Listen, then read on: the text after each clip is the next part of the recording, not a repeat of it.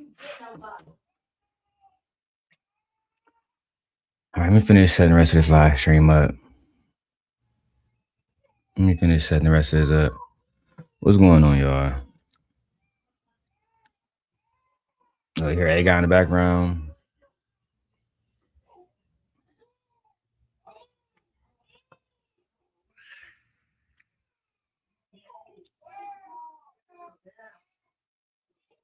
Let's see which one of these went live.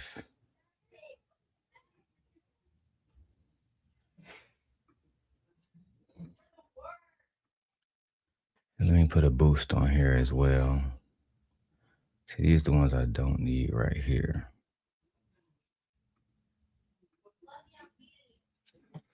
StreamYard made 4 extra goddamn live streams. Like I need every single one of them. I haven't done a live stream for 12 hours in so long, bro, but I'm gonna try to do it tonight.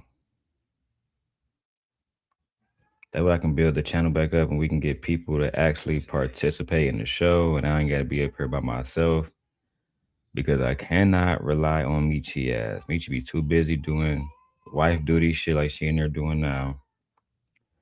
So the Simp God is in need of a co-host. Somebody who actually can bring value to the show. That's why I have been meeting plenty of women in Chicago, plenty of women in Milwaukee. And I'm gonna convince one of these women to come on the channel. And we might have to put a little package together for them. Maybe $1,000 every 2 weeks or something like that. Because it's almost impossible to build if you don't have people working with you. Everybody know that. We can get money off reaction videos and build like that, but to build a proper channel, you gotta have the people around you working with you. And I tell you this, one thing I know about Black people, they only work well when they pay. If they're not paid, they're not gonna work well with you. They're gonna be on bullshit. My wife be on so much bullshit, it make no sense. And I always tell her, Michi, don't come to me complaining about shit. If you ain't gonna get up and do shit, you ain't gonna be on time and take shit seriously. But one thing I learned about, again, especially when you're a Black man, is people don't take this shit seriously until you blow up. Black people never take other Black people seriously until they blow up. And then we don't need y'all no more. Once we don't need somebody, then they want to take us seriously. And I absolutely despise that shit, low key. So again, I'm looking for new people who want to be on Simp Nation.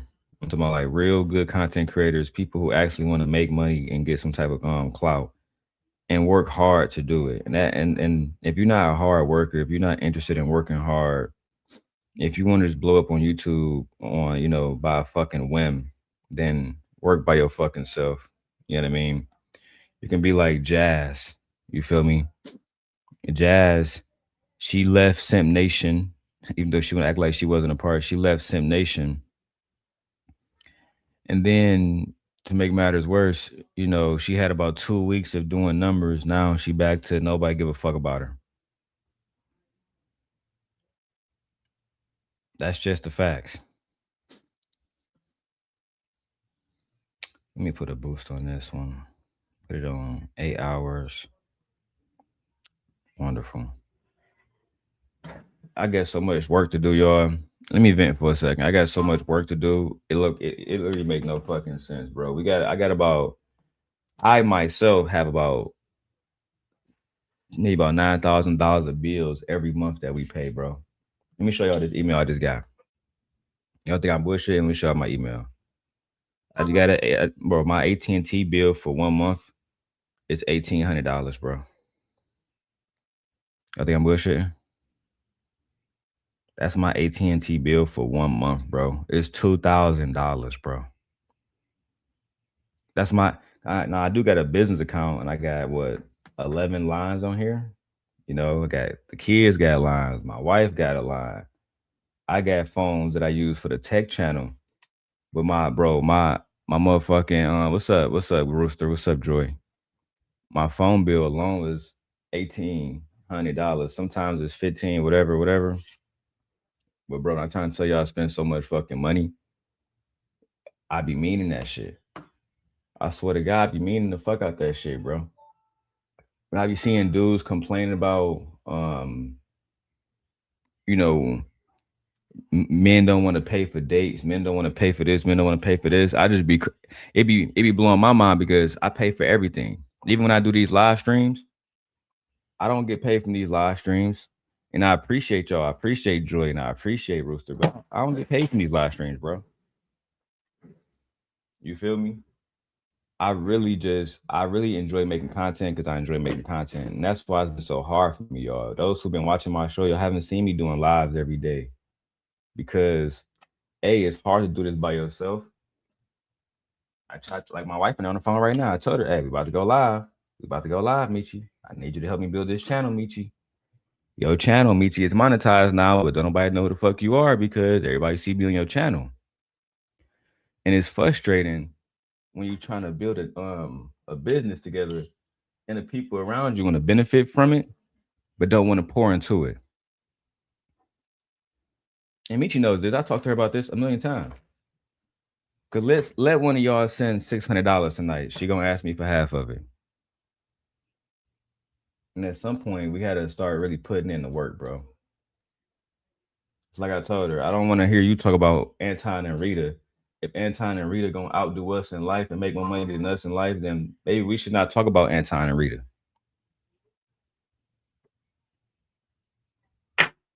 Michi, what the fuck you doing?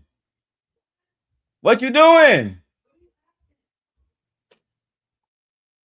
What you doing, babe? I thought you were supposed to come in here. Okay.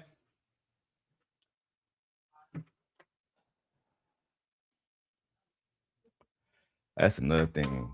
Is me and Michi probably got about $20,000 in bills. We take care of adults, kids, all kind of motherfuckers, bro. Let me go and get the show because it's clear I'm gonna be doing this shit by myself for at least another 2 fucking hours because Michi is busy. So let me go turn the lights on.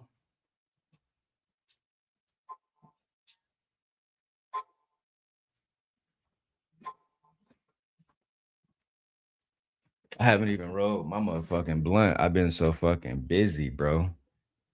You feel me? Just even Michi was like, man, set up my stream. Come on, man. I gotta set up my stream, your stream, everybody fucking stream.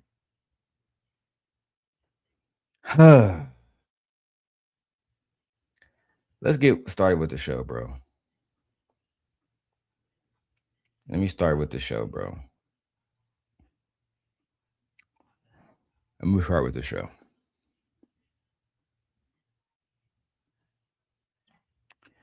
Yeah, Joy, I'm trying to tell you, bro.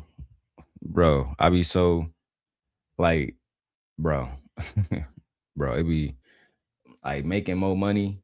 Sometimes, nigga, I had less stress when I was poor as hell. Nigga, I had way less stress when I was poor as hell. Making more money, now I got $20,000 in bills every fucking month, bro. Shit crazy. That shit crazy. But look, that's why despite having absolutely no help with this shit, and I mean absolutely no help, no co-host. Half of the time y'all see me up here, the reason why it's hard to get a 12-hour show done is because I be up here by my fucking self. By my fucking self. It's extremely frustrating, bro. I can't even tell you how frustrating that shit is. And then I be trying to get my computer science work done. I can't even get that shit done. I be having to choose. Do I want to go live or do I want to go out and make some fucking money? And of course, me, I'm always choosing to go out and make some money. Only reason why I ain't going to Milwaukee tonight or Chicago tonight make some money because the nigga is tired as hell. You feel me? I'm saying tired as hell, bro.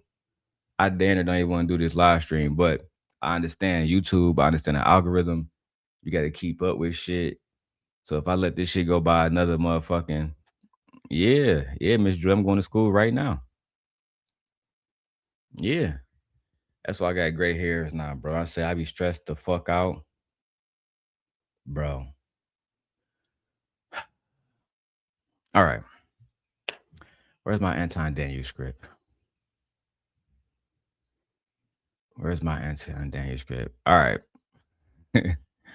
All right, guys. So Stephen A. Smith sat down with Anton Daniels, and before y'all say anything, yes, I'm talking about that Anton Daniels, the Millionaire Morning Show guy, the one that says that somebody comment sections is always wilding out, the one that says that um black culture is trash, the one that is pro MAGA, the one that's against black women.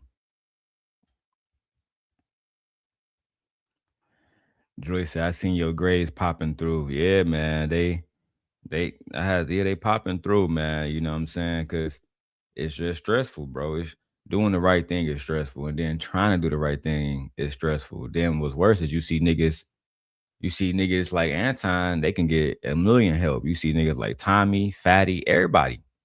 So I gotta just keep pouring into it, and then somebody along the way, just like last time, somebody gonna come and fuck with me, whether it's Prince Seller or somebody else, and we can build a platform together and start to get some money together. You feel me? But it's extremely difficult trying to do this shit by yourself, especially when the benefits benefit everybody else except yourself. That should be so stressful, bro.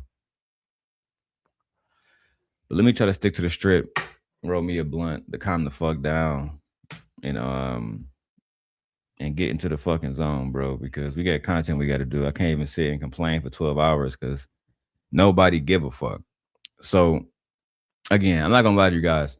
I went into this situation watching Stephen A. Smith and watching Anton, and really I was expecting fireworks. I was expecting them to have some type of fight, but that never happened. They never ever got into a major argument on here. And actually, I've seen a lot of conservatives holding Stephen A. Smith, I guess, accountable for siding with Jasmine Crockett, for apologizing to Jasmine Crockett, for apologizing for publicly stating that he would never vote for Trump. I expected, either Anton to walk off or for Stephen A. Smith to kick him off the show, for somebody to get ethered in the conversation, or at least one moment where Stephen A. Smith did the thing where he stood up and start pacing around, acting like he's finna fight somebody. But none of this actually happened. What we got instead was almost 2 hours of, if I'm being honest, two black men from completely different ideologies, right? Well, somewhat different ideologies, sitting across from each other and actually listening to one another, which that don't happen often. Rooster said, I believe Pastor P will show back up if you contact her. I don't think I got to contact her because I didn't contact her the first time, Rooster. I think what I have to do is lure her out if I really want her here. If I start reacting to her videos again, if I start talking about the stuff she's talking about and pop up in her algorithm, I'm sure I can lure her out. The thing is, Rooster, I'm not a full-time content creator like I was before. Before I quit my job to do this shit. You know what I'm saying? So when I was doing this shit 12 hours a day and I wasn't outside as much, I had more opportunity to actually go out and and figure out a plan to bring people in. But now I don't have that time. You know what I'm saying? Like even when I brought Coach Ken here, that wasn't me. That was Nay. Nay brought Coach Ken here. So, you know what I'm saying? It just requires a lot of help. That's all. A lot of help, a lot of strategy. That's why, like, when I see Sharon over there and he going through what he going through, I feel bad because I know Venus and them not gonna help him because they didn't help me like that. Those people, they just want to comment. They don't want to actually work. They just want to come in, have the streams and the shit already built, and they come in and get a motherfucking they get their opinion and they leave. They don't want to actually help you build anything. You feel me? Like I give credit to Venus for helping me build Sim Nation as far as commentary, but she wasn't helping me bring people on the show because that's not the extent of the content creator she want to be. She's not really into that. She hasn't helped Sharon. She hasn't helped her fucking self. So listen, today I'm going to be breaking down every major point from the conversation because whether you love Anton Daniels or you can't stand him, or whether you love him or you hate him, what was said in this interview deserves a real discussion. We deserve to have a conversation about it, a conversation about immigration, a conversation about um, food stamps and all the rest of that shit. That for some reason people like Stephen A. Smith and Anton want to talk about, while at the same time claim that these things don't affect them, they don't apply to them, et cetera, et cetera. Because Stephen A. Smith is rich as hell, and Anton claims to be rich as hell. You know what I'm saying? Anton claimed to be rich. Stephen A. Smith, we know for a fact, got a bag. We know for a fact he got a bag. But without further ado, let's go ahead and break it down, man. Oh shit, let me put it on. What you go? I haven't even swapped the audio out, bro. That's how fucking tired I be, bro.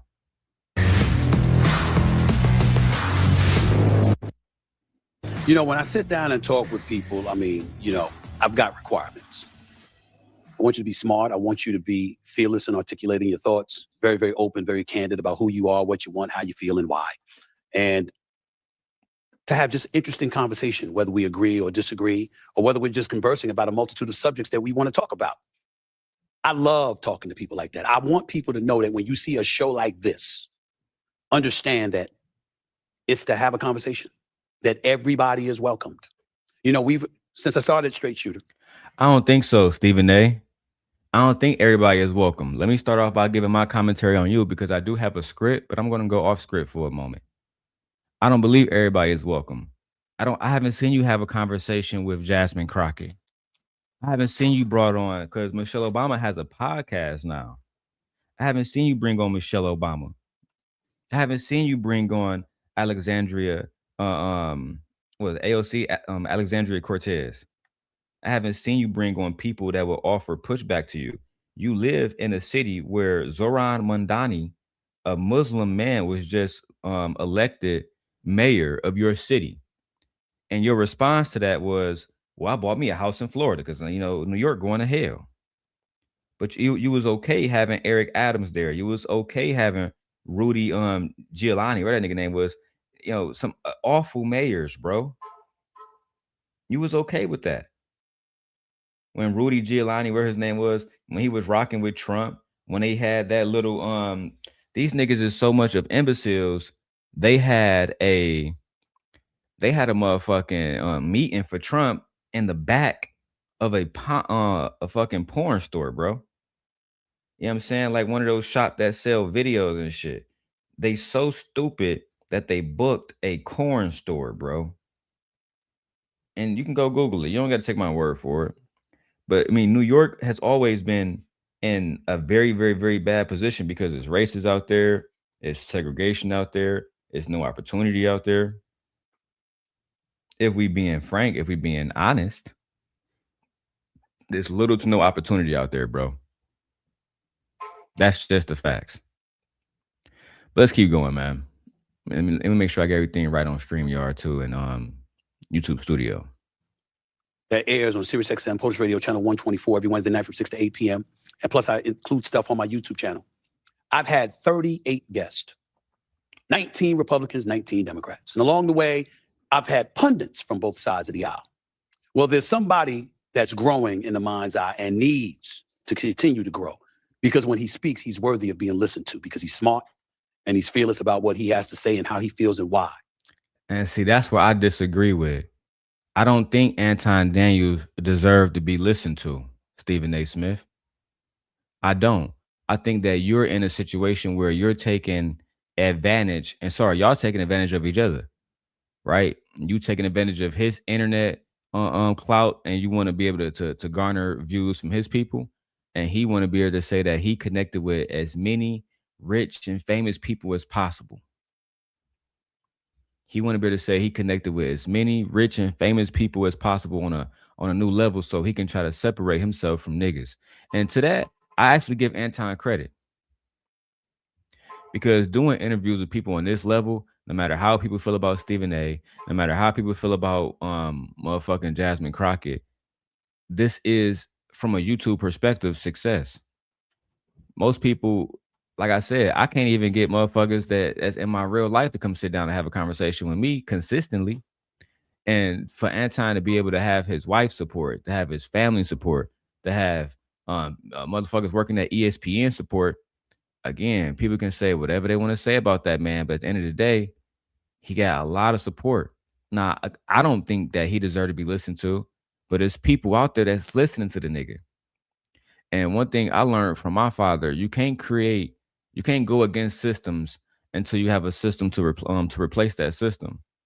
Same thing with Donald Trump.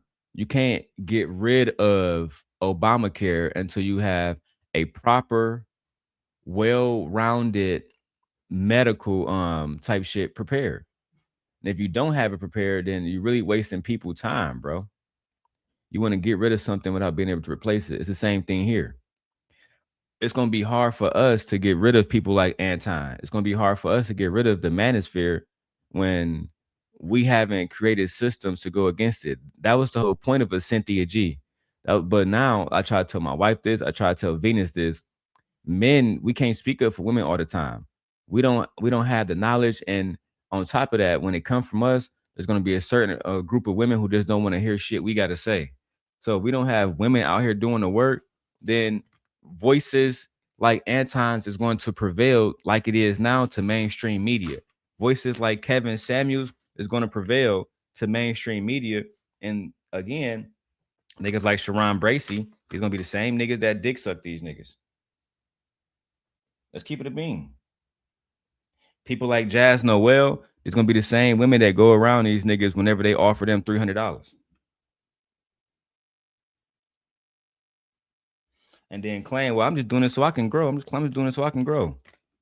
I'm trying to tell you, I've been in this game for a long time, bro. A long time. But you know what? I just doing this. I'm just giving commentary so I don't get copyright strike. So let's keep going. I appreciate all y'all for being here, Joy, and everybody else. Let's go. You know what? He's also respectful, so long as you make sure you're respectful to him.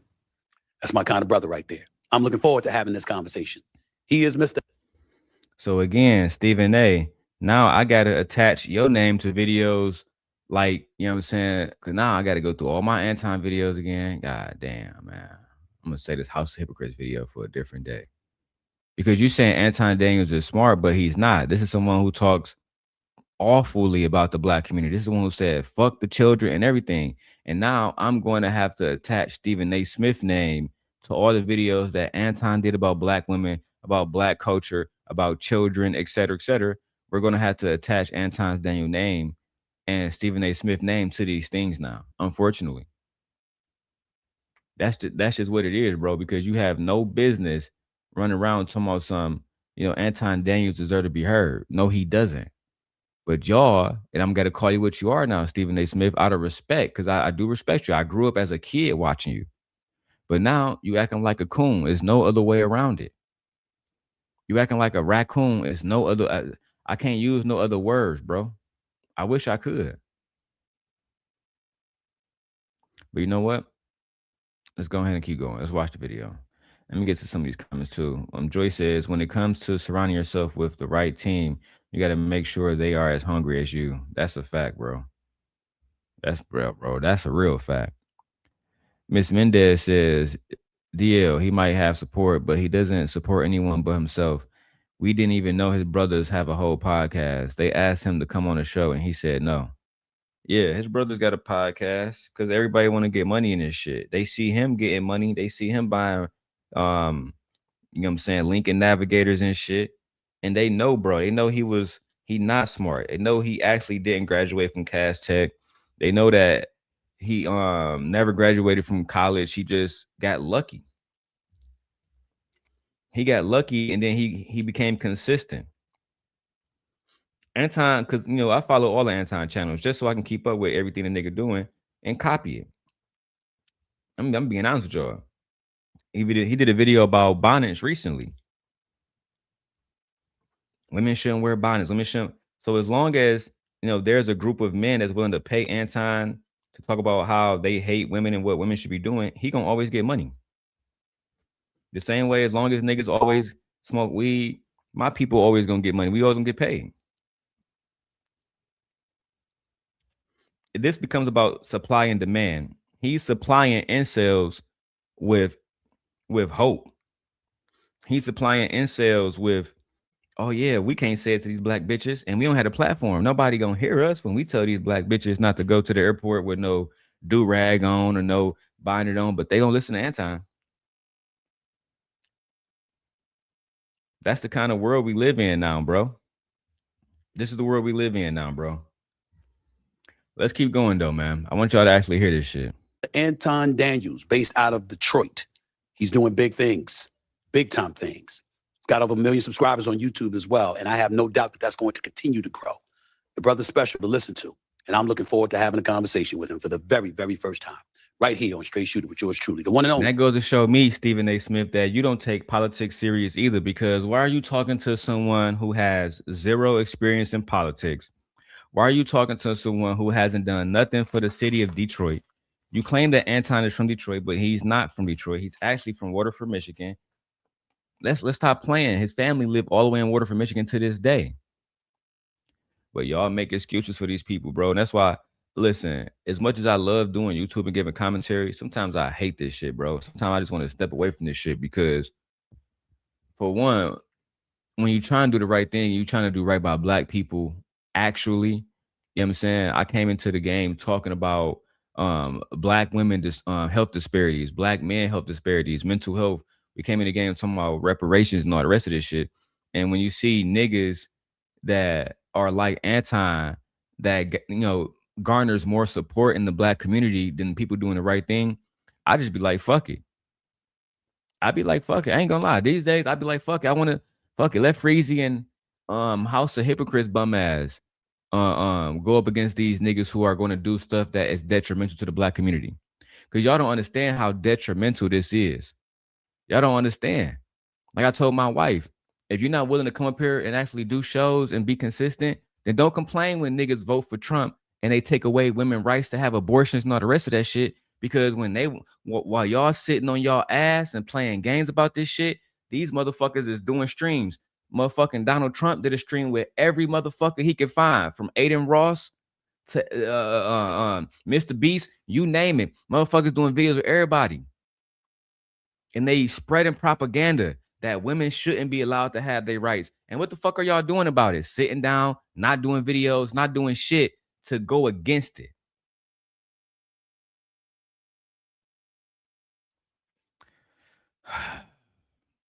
Anton Daniels, up next. My guest is a Detroit-based YouTuber, business coach, and internet personality with more than 1 million subscribers across his social media platforms, known for his pop culture and conservative viewpoints. Please welcome for the first time to Straight Shooter, the one and only Anton Daniels. What's up, big time? How are you, man? How's everything? What's going on, Mr. Smith? How you doing? Man, please, it's a pleasure to meet you, man. I've been looking forward to talking to you or whatever. First of all, here's what I want to do, because I respect where you're coming from. Even when you get on me, I'm going like this, damn, you got a good point. You got a good point. It's no big, it's all love, brother. I'm good with it. Let me ask you this question. How would you describe yourself, particularly in this day and age? Are you a conservative? Or are you just a YouTuber? Are you a podcast? What would you say? What do you want the world to know you believe you are? I wouldn't define myself as a conservative first. I would define myself as a saint first.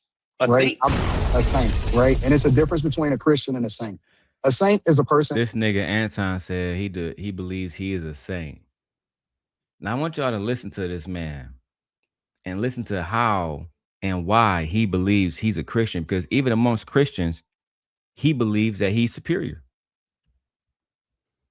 He believes, and I don't think he actually believes this, but he's going to tell everyone, hey, I'm a saint. The rest of y'all are Christians. I actually do what it takes. I actually uphold the Bible. I actually uphold Christianity.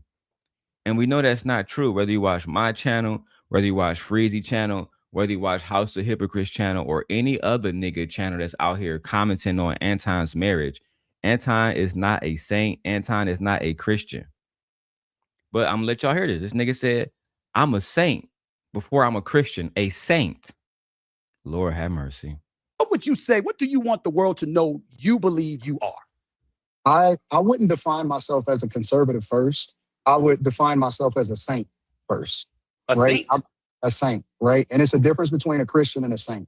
A saint is a person that believes every word in the word, right? We don't differentiate. We don't pick and choose which part of the Bible we believe.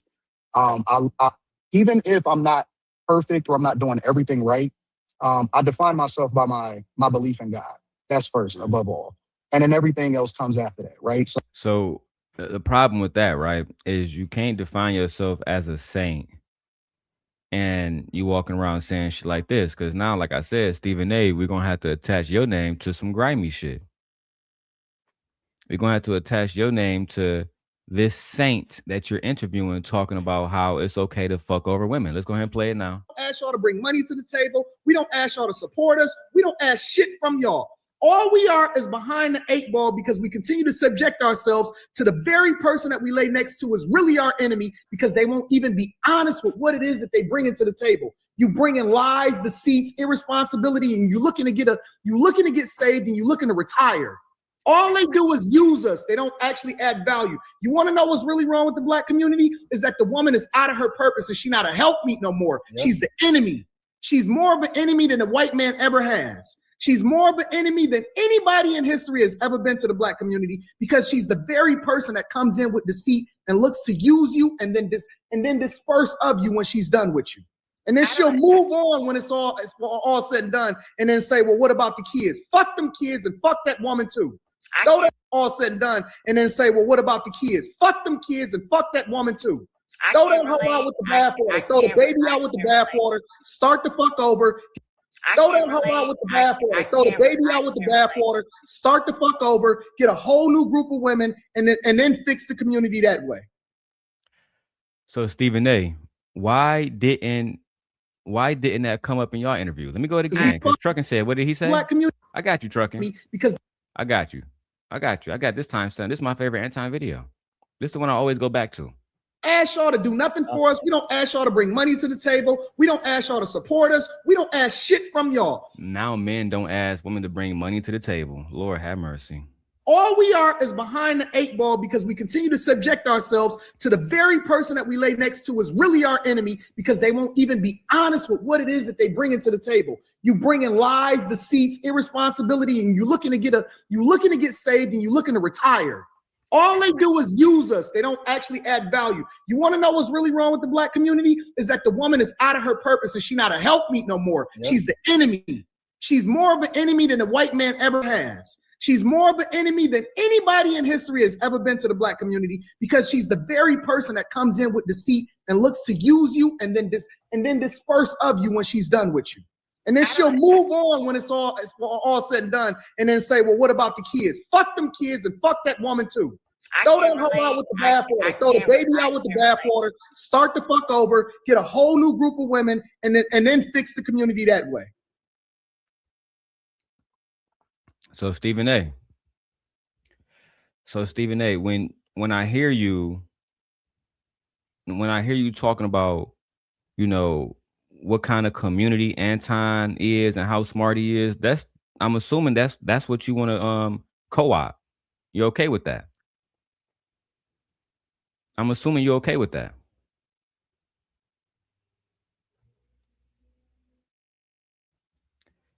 I'm assuming you're okay with that.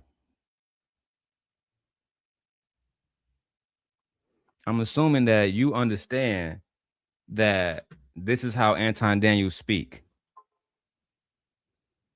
I'm assuming that you understand that Anton Daniels is one of those individuals that is okay with talking about black people this way. And again, I, Stephen A. Smith, find it interesting that you claim that you are doing what's best for us, while at the same time, why didn't you bring on Jasmine Crockett? Why are you having a conversation with Anton Daniels, but not Jasmine Crockett? Make that make sense.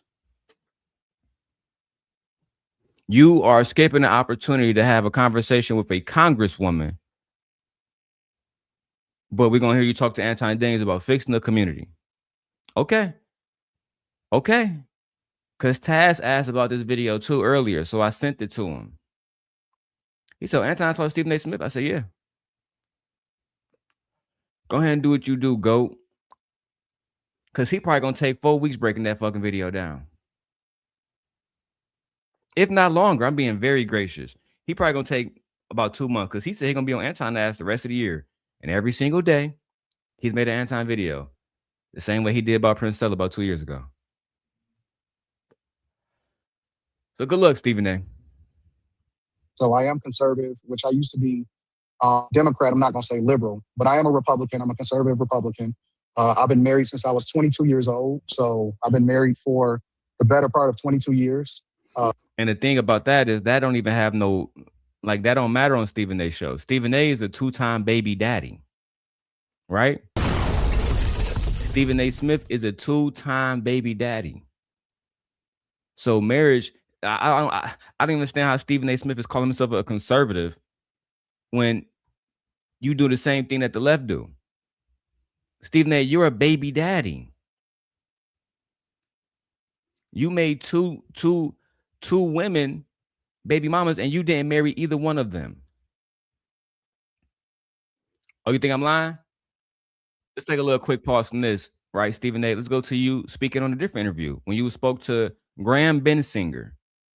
And shout out to Graham for being a good old white boy and getting y'all niggas to talk about nigga shit. Oh man, Stephen A., you want to talk about how you had women out of wedlock and children out of wedlock? Because that's not what we do over here in the conservative. I'm married and I'm white and my children are white and my wife is white and we're married. What have you been doing, nigga? Oh, let's hear what Stephen A. said. 50s, I've been to the circus. But when you in your 20s and 30s, you ain't thinking like that. You're like, oh no. Why do you say you wish you would have had kids earlier? I would have been younger. I wouldn't have been so tired from following them around and running around and stuff like that. Do you know? You haven't been following your kids and running around, Stephen A. You think we don't know your career? Everybody at ESPN make jokes about how they send you everywhere. Everywhere. You probably working right now. While I'm recording this video, you probably working right now, Stephen A. They send you to every football game, every basketball game, NCAA games. You commenting on the motherfucking championships, Super Bowl games. You're everywhere. You don't have time to be following everybody around. You know what's crazy, Stephen A.? I was in East Lansing the same time your daughter went to Michigan State. We didn't see you once. We didn't see you when Michigan State beat Duke, who had a star player in Zion Williamson. You wasn't there. Your daughter was there, but you wasn't there. You want to act like you participate in their lives. The last time I saw you with your daughter publicly was on ESPN. And I'm going to get to that too. Nepotism, LeBron James, Bronny James, your daughter, how they all correlate. But let's hear a little bit more of this. That this is about 3-4 years ago. Do you know what my daughters did to me? We want to go to Disney World for 3 days in 100-degree weather. And for 7 hours each day, they had me in there. I am a black man.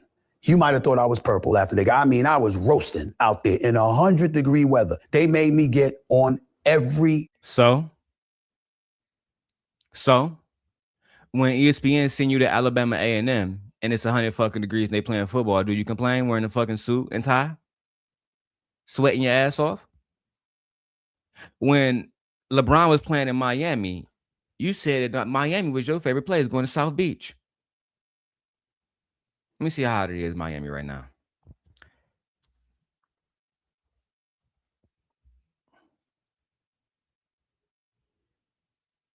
Right now, at nighttime, it's damn near 80 degrees down there. You love being down there where it's hot. Now you got a problem with it? I'm going to show more videos, right? Of Stephen A. flirting with a Mexican woman somewhere where it was very hot with a suit on. Stop this. Ride. And they milked those 21 hours with me outside to the second. Not the fact that you're counting 21 hours with your kids is diabolical. And the fact that your kids will have to milk 20 hours out of you is crazy. I was very disappointed watching this interview as a fan of yours, Stephen A. I don't think you understand. Maybe Anton just wanted to use you, but I genuinely respect you and I have followed you since you was covering Allen Iverson, since I was in my adolescence. That's a fact. Way before Max Kellerman and everybody else and fucking Skip Bayless and all that shit, bro. When you was doing Quite Frankly. So my wife don't even know about that show. When you was doing Quite Frankly, I was watching. I remember when Kobe Bryant scored 81 points and Stephen A. Smith broke the story. Come on, man. Minute, not hour, the second. We were out there for the full 21 hours. They gave me no breaks. And that's just the way it was. So they pull rank now, and they do that all the time. Would you ever have more kids? No, never. It's over. I watched that interview you did with ABC recently. Yeah. And you said your biggest regret is having not gotten married. Yeah. What? Because I had children out of wedlock, and it was the only thing that my mother was ever ashamed of me about. That's the only reason why? Because your mom? You come over here, babe. You good. So the only reason why you regret it is because your mom. Yeah, not because I wanted to give my children an actual Yeah, let home. me turn this on you. Not because I want to give my children an actual home. Not because I want my children to have a mother and father to come home to. Not because I want my children to be able to see a marriage that actually works, where parents, work as a unit together for the betterment of the family.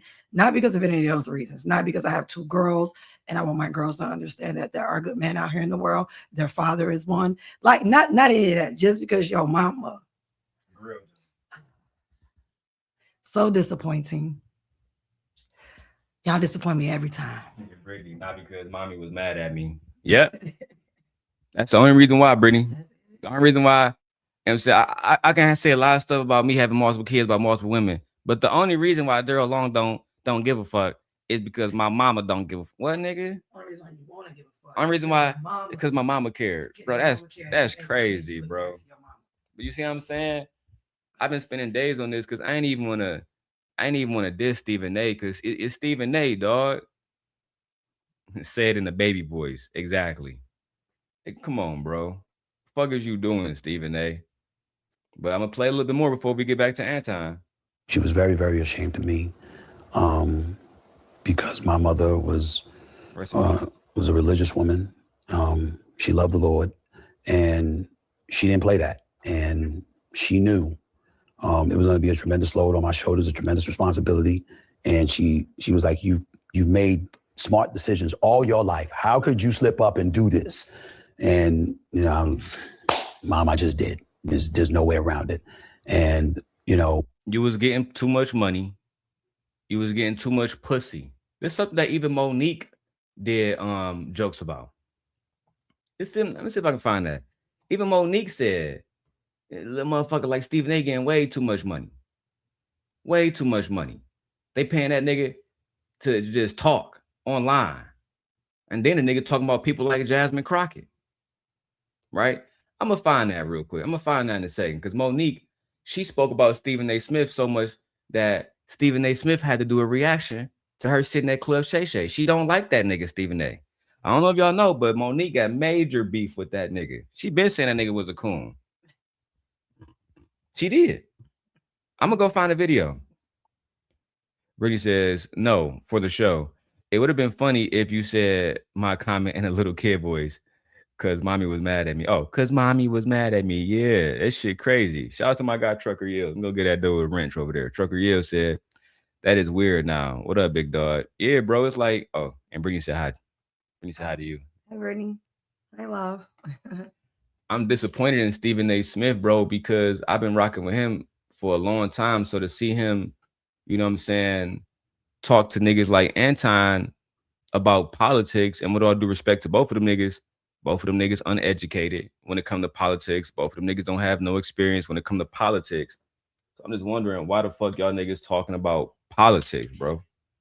And then to talk to this man and not talk to Jasmine Crockett, to me, that's where you fucked up, Stephen A. You've been dissing black women and then you bring this nigga on? Bro, it's like you don't want to get along with black women. Let me keep going, man.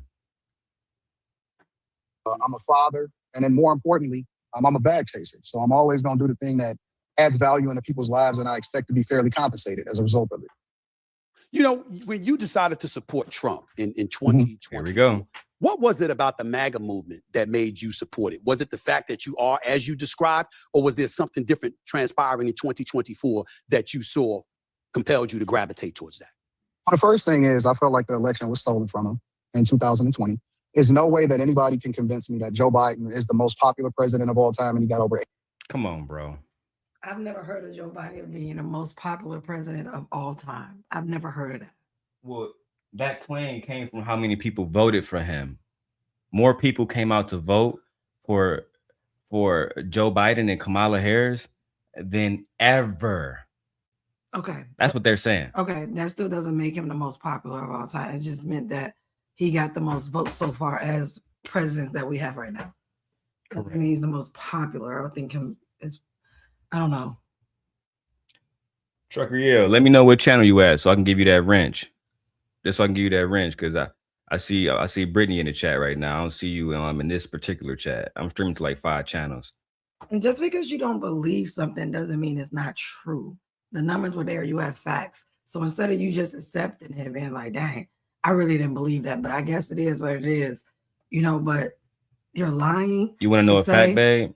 Trump lost 2 elections in a row. He's the first president to lose, because a lot of people that lose 2 elections in a row, they don't become president.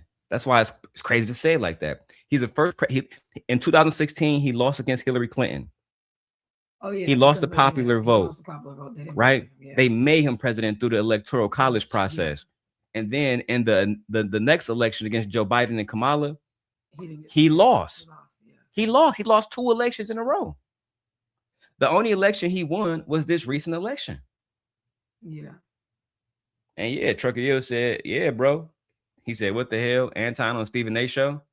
Yes, sir. After Corey Holcomb, after Mika, after House of Hypocrites, after Freezy, Anton is still ascending. That's the one thing I would give Anton credit on. It doesn't matter if I do videos on him. It doesn't matter who do videos on him. He's still going to ascend. And that's all I try to tell Freezy and House of Hypocrites. What are y'all really going to bring out? Because if y'all bring out shit that I brought out 5 years ago, I'm trying to tell y'all, people don't care about that shit. People don't care if Anton cheating on Rita. People don't care if you're talking about black women. People don't care if you're talking about black culture. What are y'all going to do to actually make his actual audience betray him? Because the way I look at it, his shit is real buttoned up now. 4 or 5 years ago, we had a really good chance to stick the knife in there and drive it home. Today, that nigga got so much armor on, you will have to be so fucking good to get to this nigga. Yeah, Brittany. And shout out to Brittany B. I mean, if you don't know who the fuck she is, then you probably shouldn't be talking about Anton. But nothing, I'm not stopping Anton. Freezy not stopping Anton. Fucking House of Hypocrites for certain not stopping Anton. The only thing that's gonna stop Anton is himself. And Brittany, I said this before, and I hope Anton listening. After the Mika situation, even though me and Anton don't get along, I don't want to see him get Shannon Sharped. I don't want to see him accrue all this money and wealth only for some bitch to come along and take half of his wealth like they did Shannon Sharp. I believe he's too smart for that. But at the same time, he take a lot of chances like he did with that Mika shit. And he the type of nigga, Brittany, you and I know him better than anybody else in this chat. He gonna do whatever for content. And I hope that shit don't backfire. That's all I hope one day. It don't backfire on him. Whether it's violence or somebody take his money. Because he make a lot of enemies too. Brittany said they even tried to go, they even tried to go to their brother's channel and make it like they was gonna say something, and then the brothers cleared the air today. So yeah, I know about that. So you know what I'm saying? The brothers talked about how Anton hasn't came to the show, but they don't really get no beef. I haven't seen the videos. I'm paraphrasing, right? For the record. On the record. I haven't seen it. I'm paraphrasing. But yeah, his brother has their own podcast. I've known about the brothers for years, and it's not popping like Anton's, but I mean, it is what it is. They don't put the work in for niggas, because niggas gonna say, well, he don't support his family. Anton Brothers channel is not popping like his because they have not put the work in for as long as he has. Maybe they putting that work in now for the last 6 months, but they not putting the work in. They're not doing shock jock content. I went over there, them some old ass boring niggas. Anton is a lot of things, but he's not boring. That's the reason why we do the reactions. That's the reason why he get people pissed at him. It's not boring. Them old niggas, they boring as hell. Brittany, put the link in the chat for me, please. Because Yeah, put the link in the chat, and I'll review that shit tonight because I had a nap, so I'm gonna be up for a while. 81 million votes. I'm not going for it. The second thing is that I start to take a deeper look at my own life, right? Because especially as Black people in the community, we taught to automatically vote Democrat regardless because we Black, right? Yeah. But when I started, Was you taught that to automatically vote Democrat? I wasn't taught that. I wasn't taught that either. I wasn't taught to automatically automatically vote Democrat. I think that's maybe other niggas experienced that, but I never experienced that. More of a, what generation would that be? Not the silent, not the baby boomers. Who's after them? Like the niggas that grew up in the 80s, yeah, early like 90s type niggas. Yeah, that's them. I've never taught that. Because Anton older than both of us. Yeah, in the 90s, my mama would my mama and dad didn't give a fuck about politics. They was like, neither one of them fuck with us. That's what I was taught. I was taught that neither side fuck with Black people. And if you really even get into that shit, just know that you're gonna be going to bed with somebody who more than likely is only, you know what I'm saying, care about themselves. We grew up in Detroit. You think when we voted for Kwame Kilpatrick, we thought that Detroit was gonna become fucking New York City? These people don't care about us. Kwame was stealing from Detroit. They had that allegedly had that stripper killed. Her daughter is still speaking about that shit to this day. Tamara Green's daughter. And then Donald Trump pardoned him. A fucking criminal pardoned another criminal. That's the world we live in. Yeah. I wasn't taught that. So I wasn't taught to automatically just go place a vote for Democrats. Yeah. Me, my wife, no, I don't give a fuck about Biden or I don't give a fuck about Trump. Both of them niggas hoes to me. If it was me, I would have put Kamala Harris on the ballot with Stacey Abrams. To me, Stacey Abrams is the best Black politician in the last 15 years, outside of Barack Obama. And I wish a nigga try to argue with me on that shit.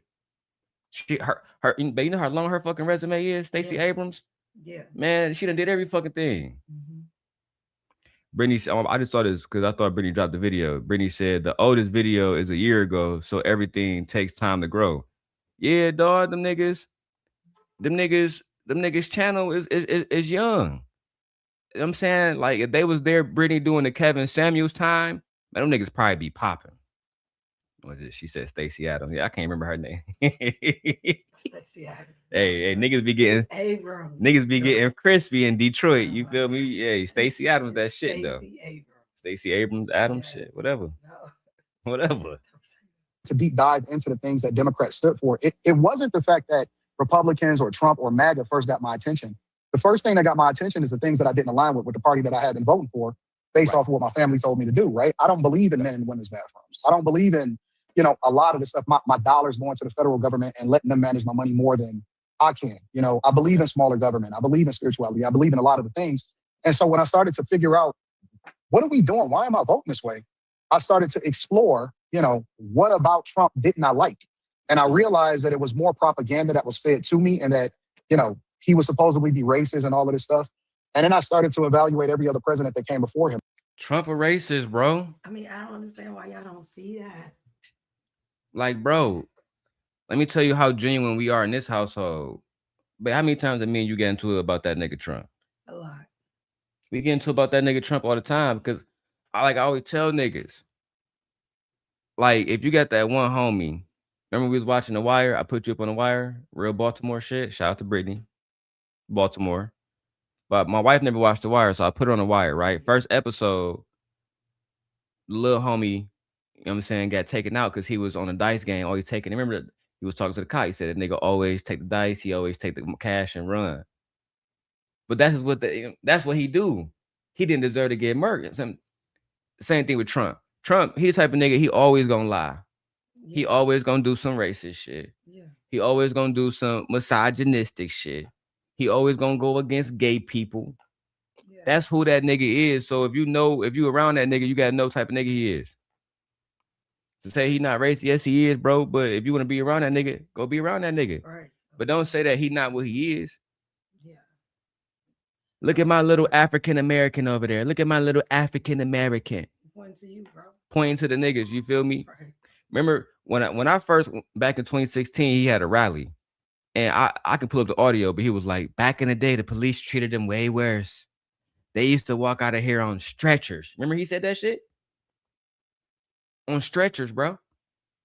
He was inciting violence and disguising it as protection in coalition with police officers. Yeah, I'm the party that's for police. I'm the party that's for order. I'm the party that's for peace. And part of that peace is making sure that nobody go against our officers, ICE agents, etc., etc. It don't matter if you niggas are Renee Nicole Good. Cause I remember I know niggas forget names quick. We live in an era where shit just drown away. But let's not forget, a woman died in Minneapolis about 3 months ago. Just for trying to make a right turn that they claim that she was trying to harm a fucking agent. And President Trump completely backed the fuck away from saying, hey, you know what? We need to hold that agent accountable. Instead, the agent kept their fucking job. Oh, and was paid because allegedly he got his ribs broken in the fucking situation. Despite everybody saying, oh, look at the tire. The tire was turned motherfucking right. But again, this is who Stephen A. Smith chooses to platform, and he has a right to do that. But we have a right to criticize him and say, you're talking to somebody who said, fuck those black children, throw them in the bathwater, and we got the clips. And now we're going to have to associate your name with that type of rhetoric because apparently you support Anton Daniels and his rhetoric and said he deserves to be listened to. He's a very intelligent man. So enjoy the next rest of the year, bro. We're going to be on your ass all year. And I'm going to make sure I get this to Jasmine Crockett. I'm going to make sure I'm going to do 3-minute videos, Stephen A. Smith. I'm telling you right now, 3-minute videos with your face and Anton.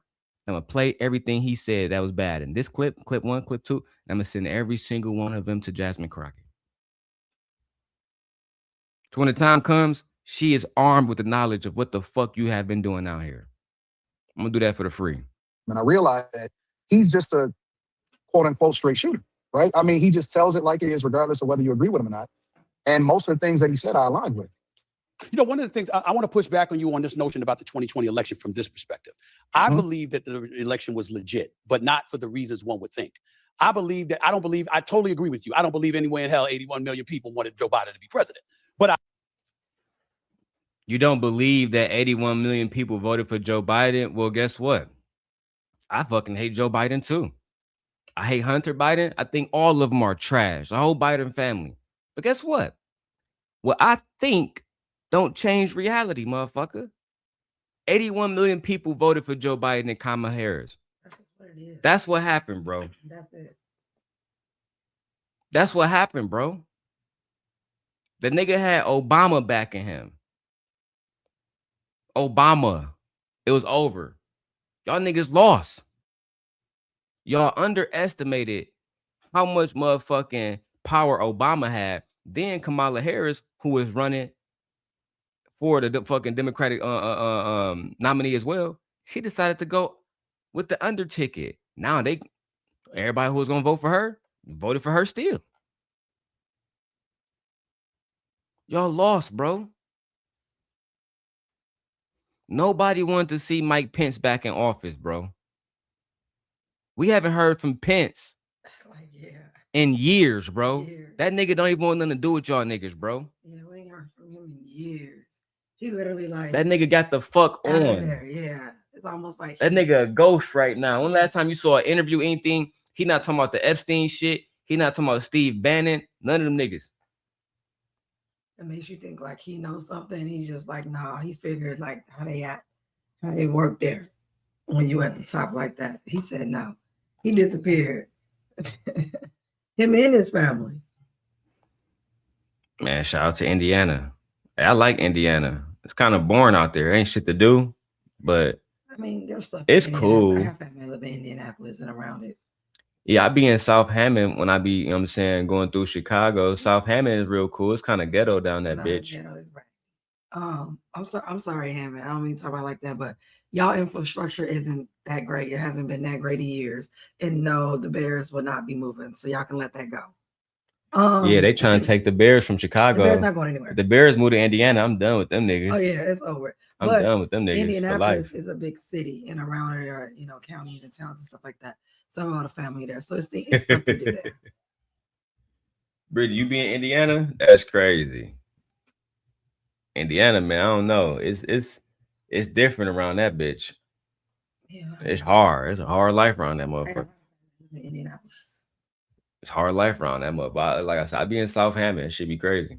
I do believe 81 million people wanted anybody but Donald Trump. So because of that, it makes it because of that, it made it believable in terms of chaos, how much noise was being made. You know how people were like, you got people celebrating in the streets like, oh my God, we're finally free. You saw how exaggerative and how extra folks were when Trump was put out of office. So I'm saying that to me was emblematic of a large. It was an exaggeration, Stephen A. Cause I heard you say women were saying that people were saying that they are free. That's how it felt. It felt like they had an opportunity to go against Roe v. Wade. They had an opportunity to gain their rights back. They had an opportunity to have a stable president representing our country. To some people, Donald Trump still represents a PDF file, a 34-time convicted felon who twice impeached. And most people in America can't get a job with 2 felonies. You understand me? So no matter what y'all say or how y'all feel about him, people have their own perceptions, their own eyes to actually criticize him in a way that is fair as well. At the end of the day, we didn't want him in office. I would never vote for Donald Trump. Never. I would put my own fucking name in the ballot if I vote for Donald Trump. I would never in a million years. And what's crazy about it too is you would go on later on to tell Anton that you would never vote for Donald Trump. But you steady always sticking up for Donald Trump. Oh, damn, Brittany. She said, damn. What, nigga? I live in Fort Wayne. Are you high? I literally work at the plant. Damn, bro. I be forgetting. I always be acting like Brittany live in Baltimore. Fuck do I be? My bad, Brittany. Forgive him, Brittany. Forgive me, my nigga. My bad. How far is Fort Wayne from us? I don't know, but Indianapolis is like a far, well, from us right here, from the city of Chicago. Yeah, like it's like a 2.5 hours. Say shit, motherfucking. From us, it's probably like a 5 hours. Yeah, we live north. Let me see. Oh yeah, hold on, I just saw it. Yeah. No, it's a 4-hour drive, so it's like driving. Yeah. Remember I drove down to Illinois University. That shit was about 4 hours too. Down in University of Illinois, baby. University of Illinois, whatever. It's all the same. Illinois. Don't add an S on it. Illinois. No, it's just Illinois. Fuck out of here, man. We don't no one from. That's how we know you're not from here. You say that, they're like, where you from? That's how we know y'all niggas don't take education seriously. Are you kidding me? We got some of the best college. We got Northwestern University. You better stop playing with us. Michigan State and University of Michigan is better than any school y'all got here in this state. Northwestern, I don't think so. Michigan State and University of Michigan is better than any school y'all got here. This is whatever. And the Pistons better than the Bulls. Now you just delusional and daydreaming. Y'all niggas haven't been good since Jordan. I'm not talking about that. I'm talking about schools. And the White Sox trash too. Y'all only got the Cubs. Oh, I'm not a baseball fan. So I'm just speaking facts. What teams do y'all have? Nigga, Pistons going crazy. The Red Wings got Heli championships in hockey. The Tigers be going crazy. We won the World Series a few years ago. Pistons #1 in the NBA right now. Don't talk about my city like we ain't got nothing going on here. Stop it. I mean, y'all got a lot of food, a lot of shit. No, we have more than just food. Brittany says y'all drive slow if y'all take 4 hours from Chicago. Damn. No, from what we are. We an hour north of Chicago. Yeah, we're a little bit over an hour. So from us, we out here in the burbs. Yeah. So where we are, but that's why I said if you were in a city, it wouldn't take that long. Probably would take you 2 hours or something. Yeah, from exactly where we are. From where we are. It says 3 hours, 57 minutes. Now, of course, we probably gonna be cruising. If my wife driving, we be there in 3 hours. But she a demon. That's why I just drive. She burn all the gas and shit out the truck and shit. I don't be burning. Yes, the fuck she do. She be driving 85 in a 70. I do not be 85 70. Darrel is just exaggerating. Bro. All right, man. Let's I may go 10 over. All right. 10 over. That's 80. No, but you have to remember our speed limits here are like 65. That's what I'm saying. I know that certain spots is 55 and certain spots is 50. Let's finish the show. I don't even want to embarrass you. You be speeding and shit. Speeding like a motherfucker. That's why I gotta get you new tires for the Mazda. I gotta get new tires. I know. It's a sports I car. do 99 and 70. That's not cool. See, I remember I told you I got hit by a drunk driver. Yeah. So I be weary of niggas going crazy on the road. What's wrong with these niggas? Girl fall back. Y'all, Here in Chicago, yeah, they be doing a lot on the street. Man, y'all niggas demons, cause I just, I'm a speed limit chill nigga until I gotta get somewhere. I do speed when I need to, but man, 99 and the 70 is crazy. It's easy. Brittany, we love you. Please slow the fuck down. It takes me an hour to get to Nap. Exit 299 to 200, 1 hour. Damn. Y'all niggas don't give a fuck about tires. Y'all don't give a fuck about miles per gallon. All that's impacted by speed. I be trying to tell Michi. See, I get 30 miles a gallon. That shit say 55. I go to motherfucking what's that shit called? Cruise control. Turn that shit on 55. I'm gone. Shit, I'm rolling a blunt. Look at Nay ass. Co-signing this shit. Facts on the highway. I'm flooring the pedal. Motherfucker. That's true. All right, man. All right. Y'all some rich ass niggas. Y'all can afford to blow gas like that. What you driving, Brittany? I know Nate got a truck. You got a truck too? Man, y'all crazy, man. Am I talking poor talk right now? Y'all just getting more money than me then. I'm fuck it. Let me keep going. Portion of America saying we wanted a break from all of that noise. That's why I believe the election was legitimate. But okay, Stephen A. So let me push back at you a little bit. Sure. Why are Democrats so against voter ID? Well, hold on. We ain't got to, me and you align with that. It don't make no. I'm not supporting. Listen, you got to have an ID for everything. They ain't, right. I'm with you with that. I mean, I do think it was ridiculous, but I also pay attention to Senator Fetterman, who's been supported for the most part of the Republicans. When Fetterman said, quote, he says certain things about the SAFE Act are a bit extra. Yeah, you essentially got to have a passport, and it is more difficult to get ID, under these restrictions that they're putting out there than it was before. So I do believe that, but that doesn't mean that both sides can't come together and resolve that in a damn day. And for one, I didn't know that Democrats were against voter ID. Is that something that Democrats are talking about? No, Democrats are not against voter ID. Because they're talking about the SAVE Act. Okay, so your hubby got the truck, you got the Malibu. Okay. That's why niggas speeding. See, Brittany got the XT5 and she got the Mercedes CLA, speeding in both of them bitches.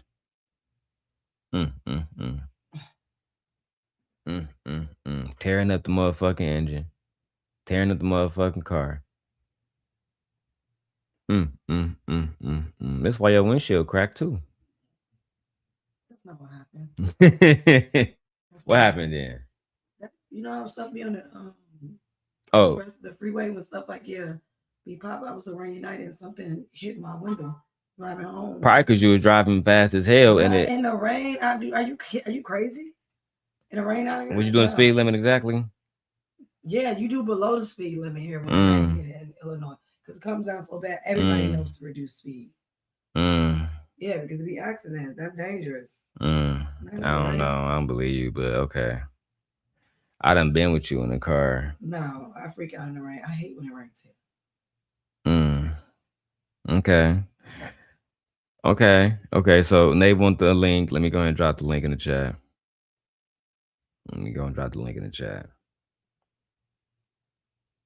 Look. Brittany said her windshield cracked too. Quite interesting how both of y'all speeders. You know who windshield not cracked? The Palisade. That's not my fault though. Something was on the road and I just told you it was raining. It hit my window. Literally.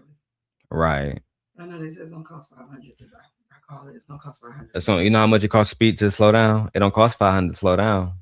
But it costs $500 to replace that windshield. And it's probably gonna be more because they got the little thing that's attached to it.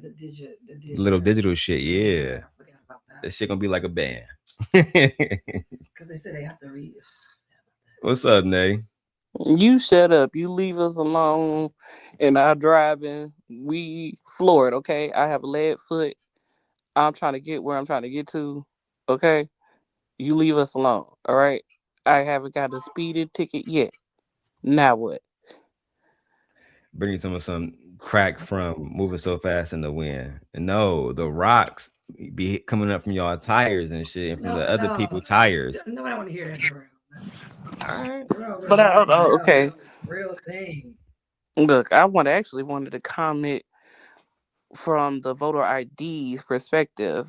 All right, go ahead, Nay. Democratic Party is not against voter ID. Voter ID is actually free, but it's the way they're trying to get people to accommodate or accumulate, get the voter ID. You have to present, of course, you have to have like a driver's license, birth certificate, but now they're requiring people in order for you to require a voter ID, you have to show a passport. How many Americans have passports to prove that they're American citizens?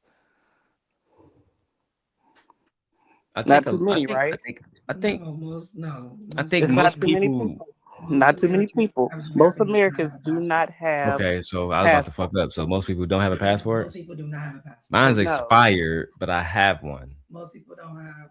it does not matter if it's expired. They're not gonna take it. It has to be a Yeah, because you remember present. what happened when I went to Canada? They was on our ass. Yeah. hmm I said so. If a voter ID is free, and most places actually give you a voter ID for free as long as you have your birth certificate valid, but driver's license or identification card. In some cases, passport. But that's if you're a naturalized citizen. In order for you to vote, you can go anywhere. You can go to the DMV and get a free via voter ID. So the way they're asking people to acquire that voter ID is now they're saying that American citizens must either have a birth certificate, in which a lot of people don't really have a birth certificate. Sometimes they let their parents keep them. Sometimes they get lost in a fire. And then we also have to come to the Mhm. conclusion of children who are in foster care. Sometimes it's hard for them to acquire their actual paperwork to get licensure or anything. So it's a lot of intricate or nuances when it comes down to acquiring any type of identification. So when you do that, it does disfranchise certain demographics, especially in the African American community, to actually go acquire that voter ID. Because some people who are prison, or come from prison. Some people don't have the, like I said, don't have their birth certificate. Um, it's a lot of nuance in it. We don't Yeah, because it mind. costs time. Yeah, Yeah, because it costs time, it costs money, and it also may require for people to travel. That's another thing. So it and definitely not just that. disenfranchises people. They're trying to make it And seem like what they're wanting to do is say you have to have these particular documents. They don't want to make it easy for you to have multiple forms of identification that you can use to vote. So they're trying to and say you then need these particular documents to vote. And then for a lot of people, what if you have to travel? What about people overseas that are somewhere overseas living and everything like that, but they still maintain, dual citizenship where you can still vote in our elections and they have mail-in ballots. Like that's crazy. and What then about people who off. don't have access to voting areas? Like they're shutting down certain voting areas and you're hmm required to do more travel. What about people who can't travel? There are And no then if a hospitals and stuff person, like that, can't leave the hospital, but they still need to vote. I'll say, and then a It's so person, many different things. yes, And then I wanted you to vote in person. That's hmm impossible for everybody to get out there and vote in person, especially with limited voting stations. exactly. And then also, it also makes it harder for women who are married. So, say for instance, most women do change their last names, and now they're requiring you to have the same last name as it is on your birth certificate. Now women get married, so like I said, most of the time we change our last names. So you're telling me that I have to go find a doctor, I have to take my birth certificate up to the DMV, to take my birth certificate to the DMV with my maiden name, marriage certificate, or marriage license, whatever the case may be. And that actually is illegal when you're requiring a voter ID because it puts in the perspective of a poll tax. If I have to spend any type of money in order to require a voter ID, that's considered a poll tax. So that's actually in the Constitution. I think it's what amendment is it 24? Attacking the 24th Amendment. I can't remember distinctly because we talk. I mean, I know they talk about it a lot on TikTok. That's what a lot of people have been arguing about. The SAVE Act is basically pinpointing and targeting African American citizens and women who are married or women as a whole. But it's not just them. It's not just them.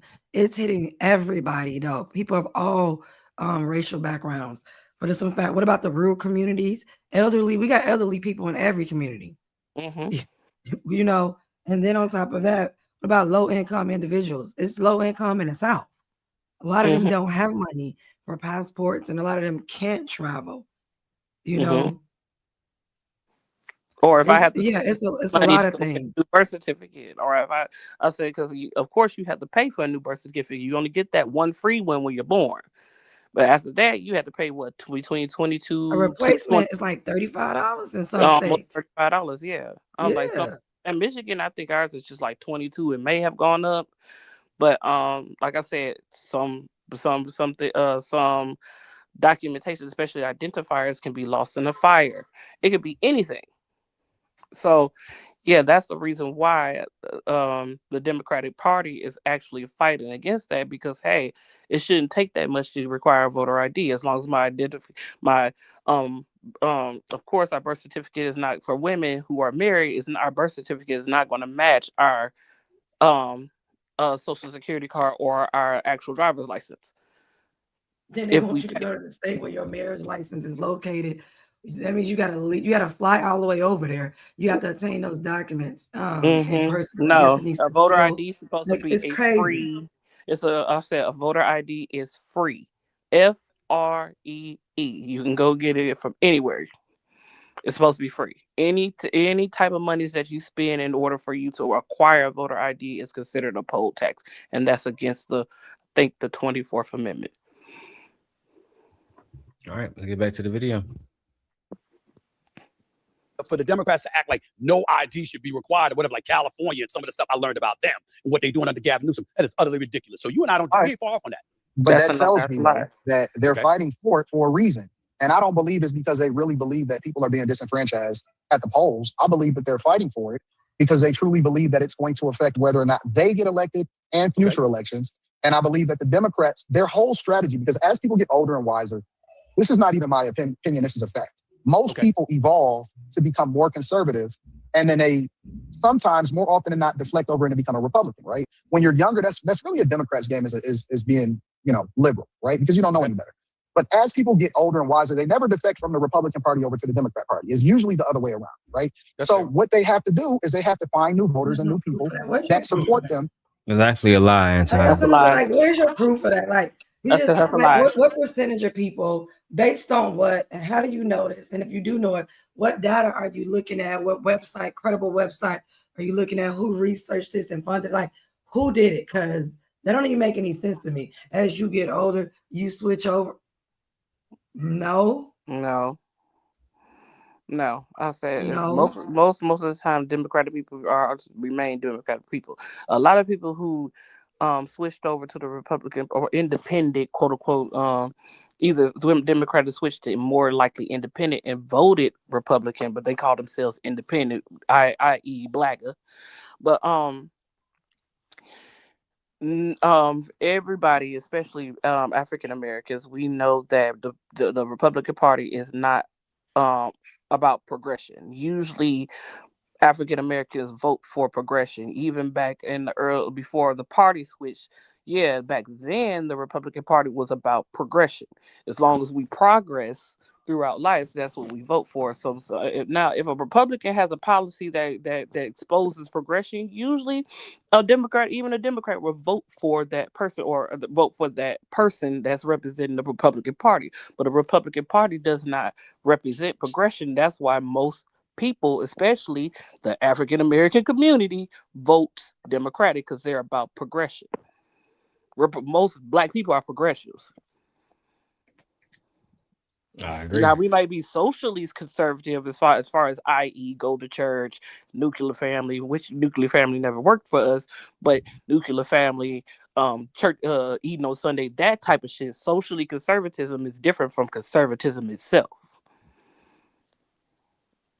No, this is true. Brittany says, as you get older, you own more things, and most situations in your life you realize benefit you. For example, property tax, 401k, etc. Well, Hmm. Anton claimed that people have never, well, for the most part, people don't really deflect or defect from the Republican Party to Democrats. I've seen it all the time, especially under Trump. I've seen a lot of people that support Trump that was like, yeah, bro, I regret that shit. Yeah. Yeah, you see a lot of MAGA, a lot of A lot of MAGA and all the motherfuckers, MAGA. bro. Like yesterday was No King's March. Do you think some of those people were MAGA? A lot of I'm like who are some of those people who act Republicans that act there don't have to be MAGA, but they were voted Republican because they weren't vote for party. I was like, believe it or not, a lot of Republicans, even the county where Mar-a-Lago is, actually flipped to blue. I'm like they had a black Republican male and a white Democratic female. Do you know the Republican that that I think was it Miami or where's Mar-a-Lago? I can't remember. It's in Florida, but I don't know where It's in city it's Florida. I in. forget what part of Florida, but it was the population is highly Republican, and they actually flipped it blue. A lot of Republicans actually voted for the Democratic white woman, Recently, yeah. which says a lot to black people who sit up and try to defend Trump, CON, the Coons, the Sambos, them type of people. It says a lot. I thought the Republican Party was acceptant of black Republicans. So if that's an ultimate slap in the face. You're telling me you had a black Republican and you didn't vote Republican? I Hmm. agree. I say I couldn't agree more, bro. I agree because at the end of the day, um, and hey, how you doing, OG Patrice? I just saw a lot of people that supported Donald Trump. Eventually, they was tired of that motherfucker, bro. There's no other way to put it. They was tired of him. They was tired of the shit they had to go through. And now I see a lot of people really just grifting. If I'm being honest, I like the people in real life that really like the people in Chicago. I'll make them the example right now. Specifically, the Mexican community, et cetera, et cetera. Those people regretted that voting for Donald Trump shit when MAGA sent ICE down to downtown Chicago and to the neighborhoods when they did that one situation where there was a apartment building, they like in the middle of the night, ICE Yeah, raided that they. motherfucker. And only bought out what two people who were illegal. That whole building Yeah. was basically African American. A Yes. project that was mainly African It was American. mainly African Americans who are from Chicago. They had the kids out there. Had the kids out there, had his tied, naked, half naked, and everything. They were very upset. That's why Chicago kicked ICE out of Chicago too. Yes. And then you had people, After that oh, we situation, did yeah, not vote for this, Mr. Trump. Yeah, you did. Yeah, you yes, you did. It's exactly what you voted for. Literally, I this is said, and then for exactly what y'all you voted FBA for. motherfuckers, I said Blagger and for the FBA because the FBA is also Blagger. Didn't Trump just slap you in the face at the UN? What did they have the other day? A UN conference the other day where they asked a particular question on black people. Do black people deserve reparations? Do you know how many countries voted yes and how many countries voted no? 3 countries voted no. And you want to know what those 3 countries were? Yeah, go ahead and tell us. I would love to hear. Israel, United States of America, and fucking Argentina. Everybody else around the world believed that chattel slavery was a bad thing, and they believe that the people or the descendants of those slaves deserve reparations, just like the little hat people got, just like the um somewhat of the Native Americans got, somewhat or and also the Japanese and the Chinese and whoever. Well, everybody has got reparations except black people. where we're the main people who built this country, and you're telling me your president or the representative that was there at that conference voted against it. That should have been a big slap in the face for FBAs. But you know what? They're going to find a way to tap dance around it. That should have pissed you off right then and there. So you telling me the person that you voted for voted against you getting money. You try so hard to sit here and fight for FBA shit. I'm from here, and my ancestors from here for the very land that you stand on to once again slap you in the face, just like they did the Buffalo Soldiers and the soldiers that come back and forth that fought in the Civil War and any war that's ever been on, since we've been going back and forth to war, and the way they treat us now, and the very land that you toiled on. Yeah, even America told you, fuck you, you don't deserve no money. So you FBAs need to be real mad at Trump right about now. But I guess you're going to coon around anyway. Yeah, I believe you, Brittany. I'm sorry, girl. Look, are you in my head? It's crazy. I don't see that comment in StreamYard. I don't want to have to refresh and start everything. But Brittany says, damn near built the world, if you want to be honest. Remember, it started as a transatlantic. That's a fact.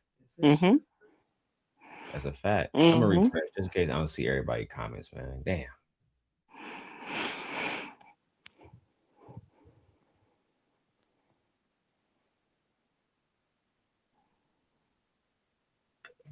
Yeah, because I don't even see the comment. No, I see her. I see the comment now, but it wasn't there before. Let me add this right here for my wife,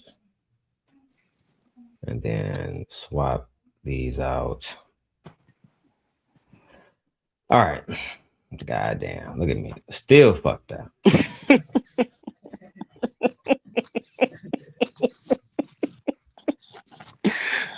Look, it's still fucking up. Nigga don't know what he doing. Wake up, nigga. Wake the fuck up. All right, let's see what else Anton these niggas talking about. This shit's crazy, bro. Darrel, you have a very deep voice. He's trying to sound. He's trying to give you that bedroom voice, right? He's trying to give you that bedroom voice. Brittany know exactly how I sound. My voice has always been the same. Has my voice changed since y'all met me? Like it's not changing right now? Maybe because I listen to you. Or maybe because we've been high. I've been smoking. I've been tired. I've been trying to tell I've been tired as fuck. Trying to tell these people I be out in Chicago sometimes for 2 days straight. This is true. Tired as hell. Don't bother me. I'm working. Bro, you so motherfucking tired, bro. And then also we pushing 40, so maybe your voice do kind of. He's not pushing. I'm We are basically 36 40 now. I'm an old ass man. Basically, Darrel be lying. So I'm not an old ass. I got gray hairs between. It don't matter, but you're not. Between me, you, Nay, and Brittany, I got more gray hairs than all three of y'all. 5 years before you reach 40. Like, true. Seriously. All right, man. I'm old as hell. Just hating. Just hate. Yeah. She want to keep. We're gonna always lie about his age every time. Brittany said I got to turn my earbuds down. No, Brittany, you know what's actually crazy is the Shure mic. I've been doing a lot of research on the mic, and it's very gain hungry. So I got the gain turned up a lot. So that's probably why it sounded like that. But she says it's a little scary. You're a married man. Brittany, your ass don't want me, girl. Stop playing. We've been friends for years. I mean, see, you do got that Barry White. You got the Barry White going on. You'll never find. And I'm like, oh shit. Brittany, my voice is not the equivalent of when, bro, one day Brittany had got up and she stood up and she walked to like her background or some shit to close the door or some shit. And podcast Beans ass, this nigga recorded it. Only thing you saw was ass everywhere. Man, that nigga podcast a demon for that shit. Meaning you was looking too. Anyway, go ahead. Man, that nigga had a clip of every woman on this bitch. Remember that girl I told you about Amber Marie Green, AMG from Chicago? That nigga was in love with her ass too, man. That nigga, cause she thick as hell too. I'm thick as hell. Not even a little bit. I'm talking about thick than a motherfucker. Gently, but stand up gently. You better show them. You better show 'em. No, yeah, my wife thick as hell for her size. She just thick as those girls thick as hell all around. Brittany says, "What the hell they had to do with your deep voice?" It's the equivalent. You know what I'm saying? Like women like my deep Brittany, voice. right? You Niggas on the like other seeing that side. ass. That's I'm sorry. Like, let's keep going. And I Mm-hmm. believe that the civil rights movement was hijacked by feminism. Feminism What? that support them. And I believe that the civil rights movement was hijacked by feminism. Oh God. Feminism ultimately was hijacked by the LGBTQ movement, which Oh Obama God. ushered in, and he solidified that. And That's then I fair. Oh believe that, God. That's diversity, equity, and fair. inclusion. That's fair. Stephen A. Smith. That's all the pushback you're gonna give. This nigga said the civil rights movement was hijacked by feminism, bro. When if you go back and you watch the civil rights movement, there was absolutely little to no African American female leaders. Literally. When the first two people you think about when you think about the civil rights movement as an American is Malcolm X and Dr. Martin Luther King. And if you go into Malcolm X, you can't talk about his story without talking about the Honorable Elijah Muhammad and the Nation of Islam. And they wouldn't allow a woman to be a leader in their group. And then you go to uh, um, MLK and the Christian group, and there's patriarchy even within that group. You understand me? So, I mean, if you want to say what Harriet Tubman wasn't a part of the civil rights movement. If you want to say Rosa Parks was a very specific situation that ended up growing big that people like Hijacked pretty Dr. much. King took advantage of. That's Mm-hmm. just the facts. That's And just a fact. even with her particular, there was a alleged infidelity there. It was Mm-hmm. alleged that he was either in love with Rosa Parks or he had a deep infatuation similar to the one that Michael Jackson had for Diana Ross. Just that simple. Mm-hmm. Like And everybody yeah, in Detroit know that because Rosa Parks' house is in Detroit. Is where she in lived. Detroit. But the Civil What Rights is Act feminism? How does passed. feminism? I want you to correlate feminism to civil rights. That's what I'm doing. Like, yeah, it passed. I was like, the feminism was it was mainly white women. Right. Black women didn't even choose feminism. We didn't choose it. We It's didn't just need a, it. uh. Brittany So how does says that gently correlate? is slim thick, and I saw it the other day. Yeah, gently got a wagon. Stop. Stop it, Mm-hmm. Brittany. Especially when she Go in them ahead, get short. up and walk away, Michi. Go ahead and show him. Ow! Go ahead and get up and walk away, Michi. You good? You don't want to... No, leave me alone. Leave my Michi Brittany got that wagon. She says them Darrel babies adding that good Midwest weight on her. She had a fat ass when I met her, Yeah. but it's just fatter now. Hey, Michi, don't talk about me like that. Breezy gonna say you being disrespectful. I don't like how nigga Darrell talking about his wife, dog. Oh Nigga Darrell said Lord. his wife suck dick, dog. I Hate said, these people. I was like, why men just won't admit feminism actually helps them out too? Yeah, If we break this down into different videos, I focus on specific topics and center it around the whole conversation. But I'll say this: from my understanding, the civil rights really started in the '60s. The women didn't have a right to vote to win. almost 1970. Yeah. It was in the '70s, from my understanding, Yeah. Mm-hmm. right? So those era were at least a decade apart as far as women going out marching specifically for women's rights. There was not women that was saying fuck y'all niggas rights, fuck black men rights and black children rights. We only care about black women. You didn't see Angela Davis doing this. You didn't see Nikki Giovanni doing this. Women who had big voices, and Nikki Giovanni was a member of Delta Sigma Theta. You didn't see members of the Divine Nine saying this. In fact, when I showed my wife the history of Alpha Kappa Alpha, which is the AKAs, most of them was doing what, Michi? They was fucking hiring black men. Yeah. They was doing advocacy programs for black men. I That's mean, what we gotta happens. stop. We gotta stop the bullshit. But that's what happens. Usually, when women are who are in powerful positions, that's what they do. We hire on black men. When those women in the DMV area, those through over almost 400,000 women who lost their governmental jobs, those women actually hired either other women or black men to fill the positions that were needed. Now you can Google that. But No, I since agree with we you. have lost, I'm like, but since we have lost those jobs, now we're starting to see the uptick in black men losing their jobs. 'Cause I think how many jobs? I think last month, I think 60,000 jobs that were occupied by black men were lost. I don't want to sit up.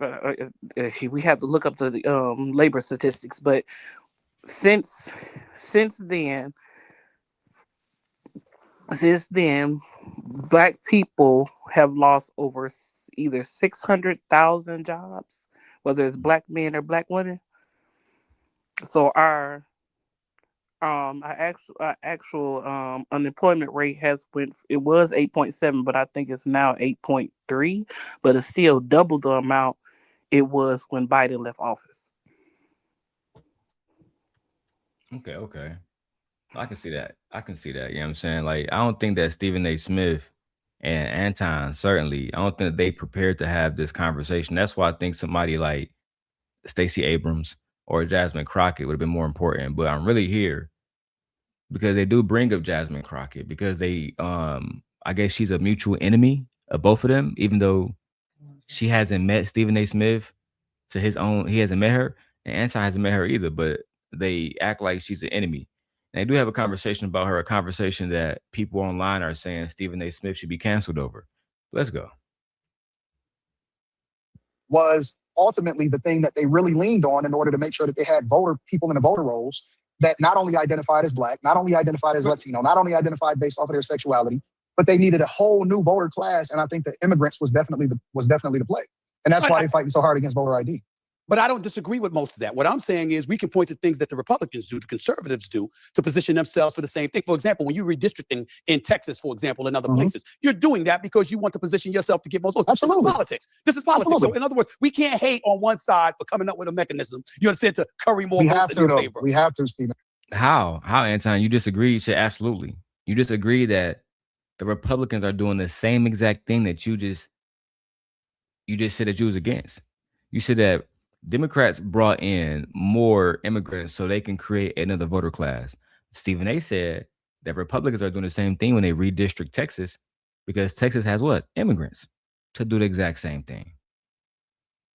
But the immigrants voted for the Republicans. You say what? But the immigrants, they voted for the Republicans, the ones who were legally able to vote here. They did. They vote. I don't understand them. That's how y'all won. Y'all won white women, and then y'all got immigrants. Yes. Because we already knew men were gonna vote for him anyway.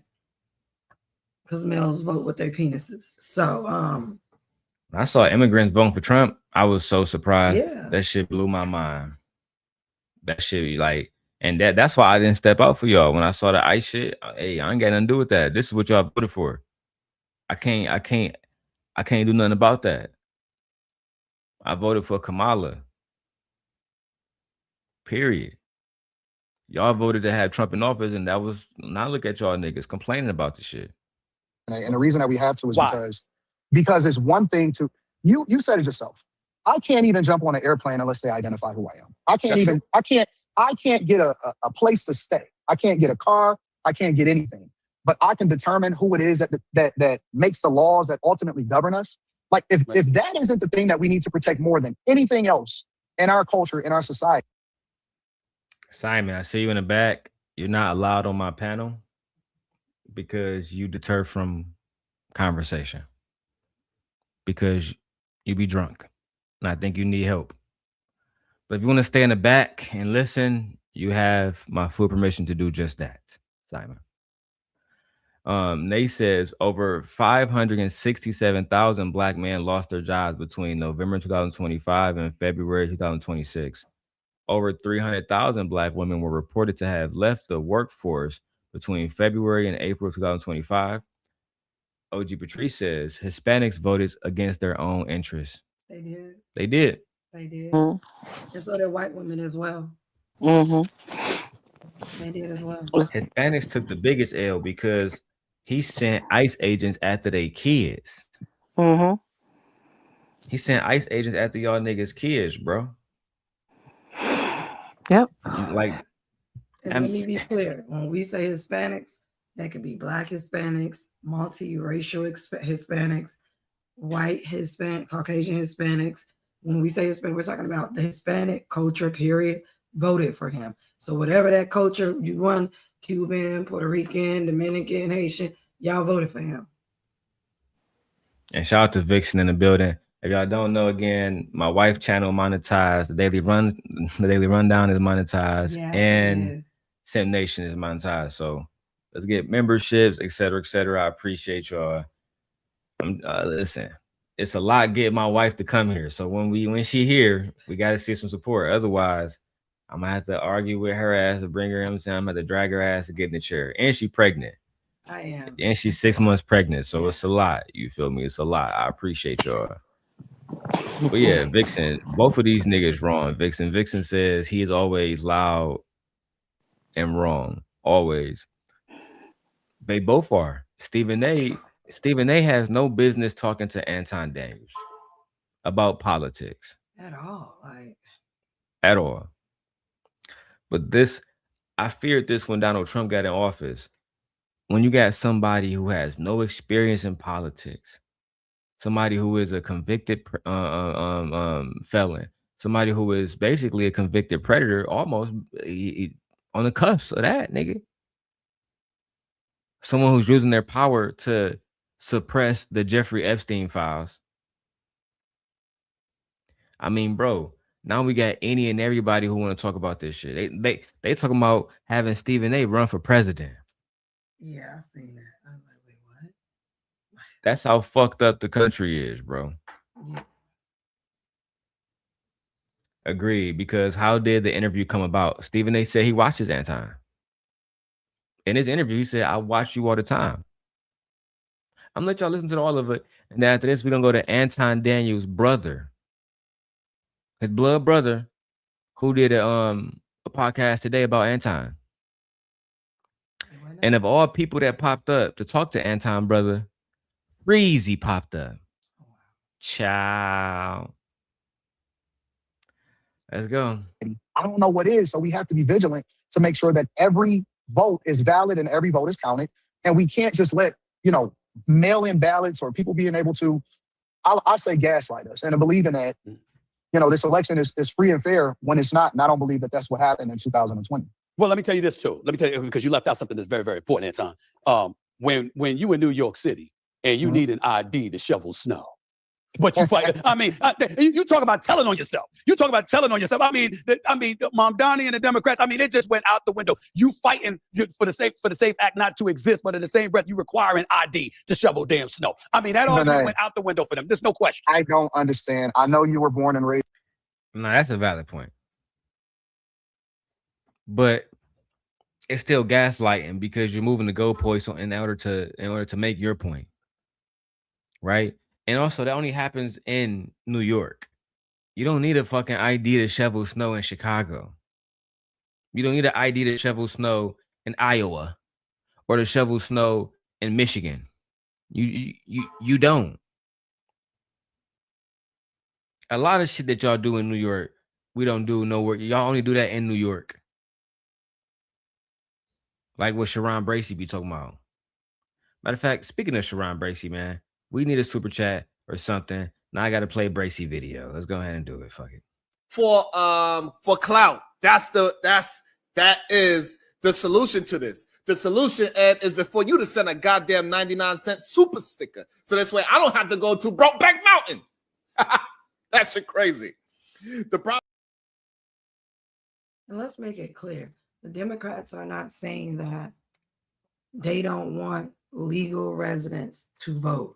What they're saying is they don't want legal residents of the United States of America not be able to vote. Correct. Based on very strict criteria of having specific ID that you guys require, as well as not wanting people to vote in person, as well as not having voter polls open around the country for people who live in rural communities and rural areas, don't have to travel miles or days and time to get to the next nearest city to vote. And what about people who can't physically leave their homes to vote. That's not fair. You guys are trying to disenfranchise so many people not able to vote. That is rigging the election.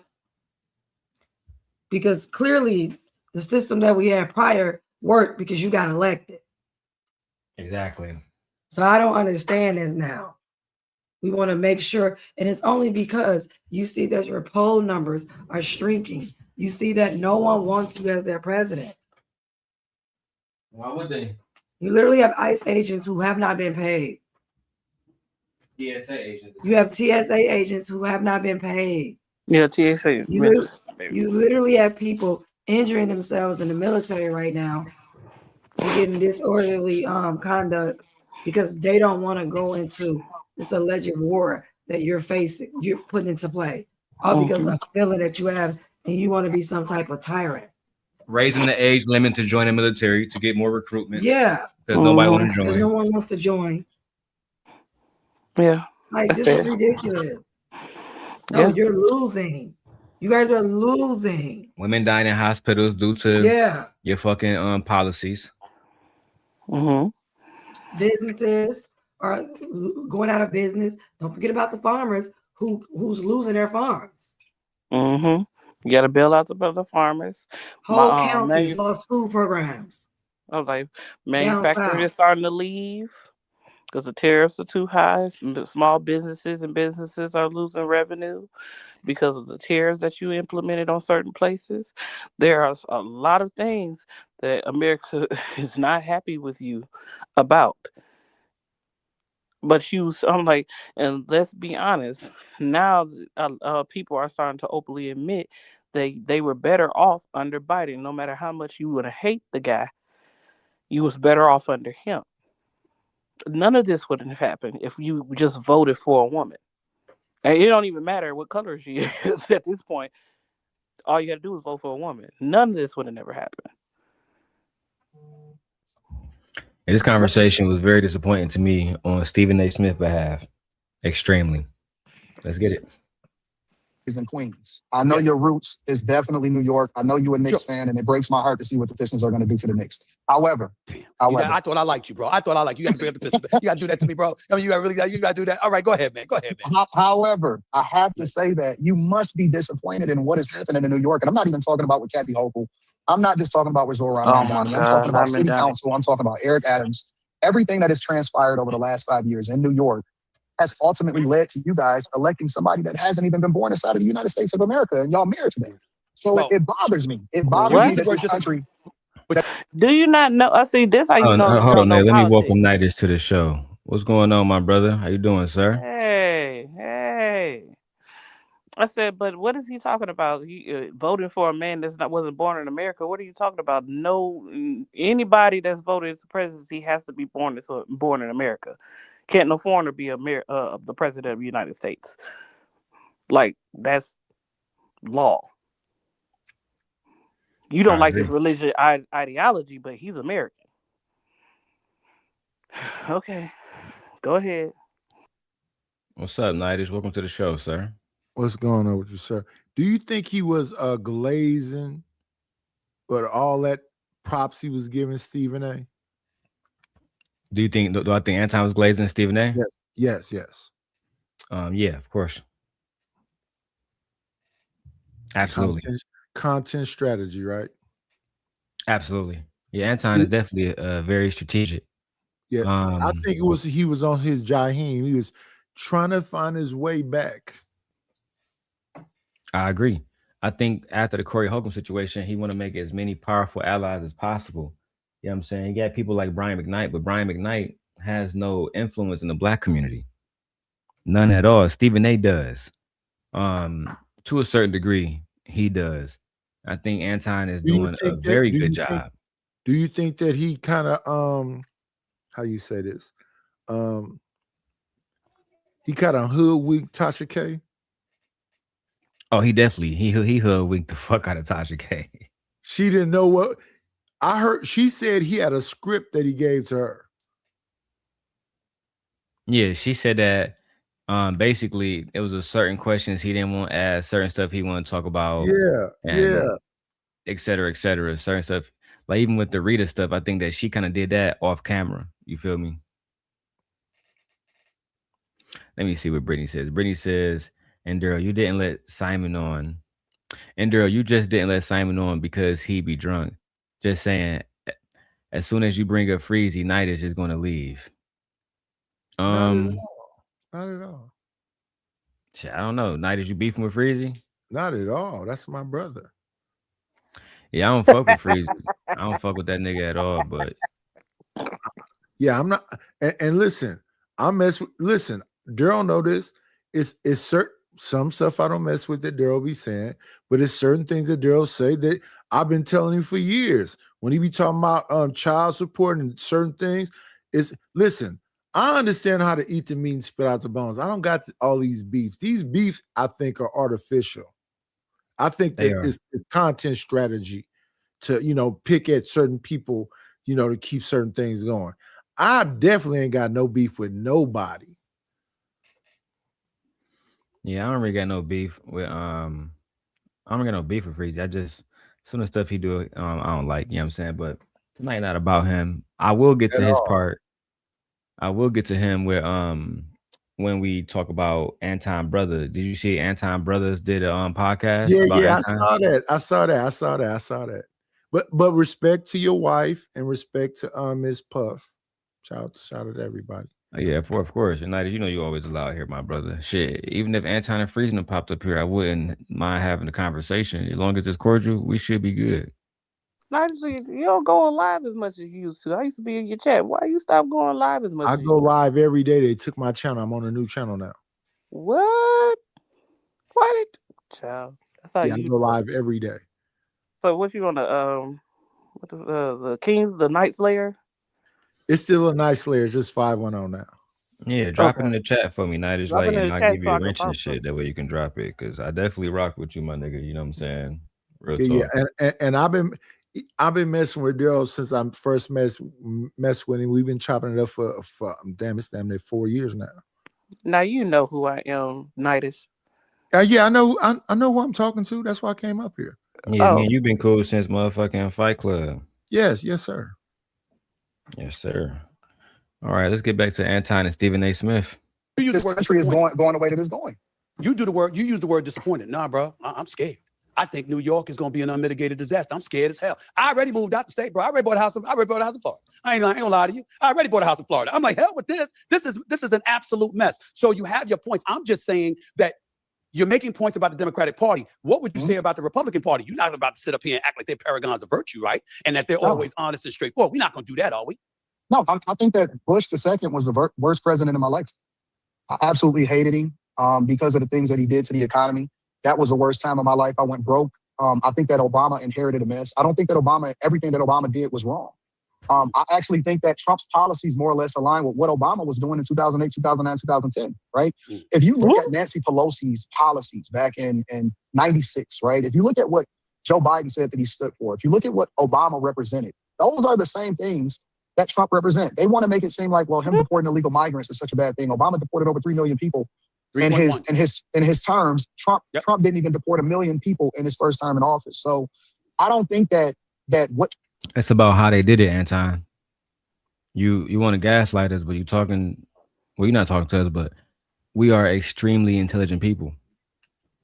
When Barack Obama deported 3.1 million people, we didn't see children getting followed on TV. When Barack Obama deported 3.1 million people, there wasn't situations like Renee Nicole Good in Minneapolis. We didn't have a Minneapolis situation where a city was pretty much under siege. We didn't have that. We didn't hear about women and young girls being impregnated either by ICE agents. Yeah. We didn't hear about any of that. Yeah, we hear about none of that. We didn't hear about ICE agents taking out black people out their apartments at 4 a.m. We didn't hear about a child used as bait in order for you to capture the father. We didn't hear things like that. He did it the proper way. He did it through due process like you're supposed to. And then you said you was capturing criminals. And most of the people that you captured were not criminals. and are not criminals, and you haven't deported any criminals yet. You're capturing innocent people, including some Americans. So, policies, Trump policies, what policies has Trump put out? Name a policy of Trump's. Oh, wait. So you think it's just a big psyop to make it seem like something that it's not? It's not. I will say this: what have immigrants done to American people, especially Black American people? Because of the main people that I hear complain as much, especially on other platforms, as Black people. When it comes down to Black jobs, they're still in our jobs. They're still in their jobs. What jobs? Yeah, I don't think we want to do them jobs at all. I said if we wanted to lose those jobs, we would have done those jobs. The last thing you're gonna get is a nigga back on the field, unless it's a football field. So I what jobs agree. are they thinking?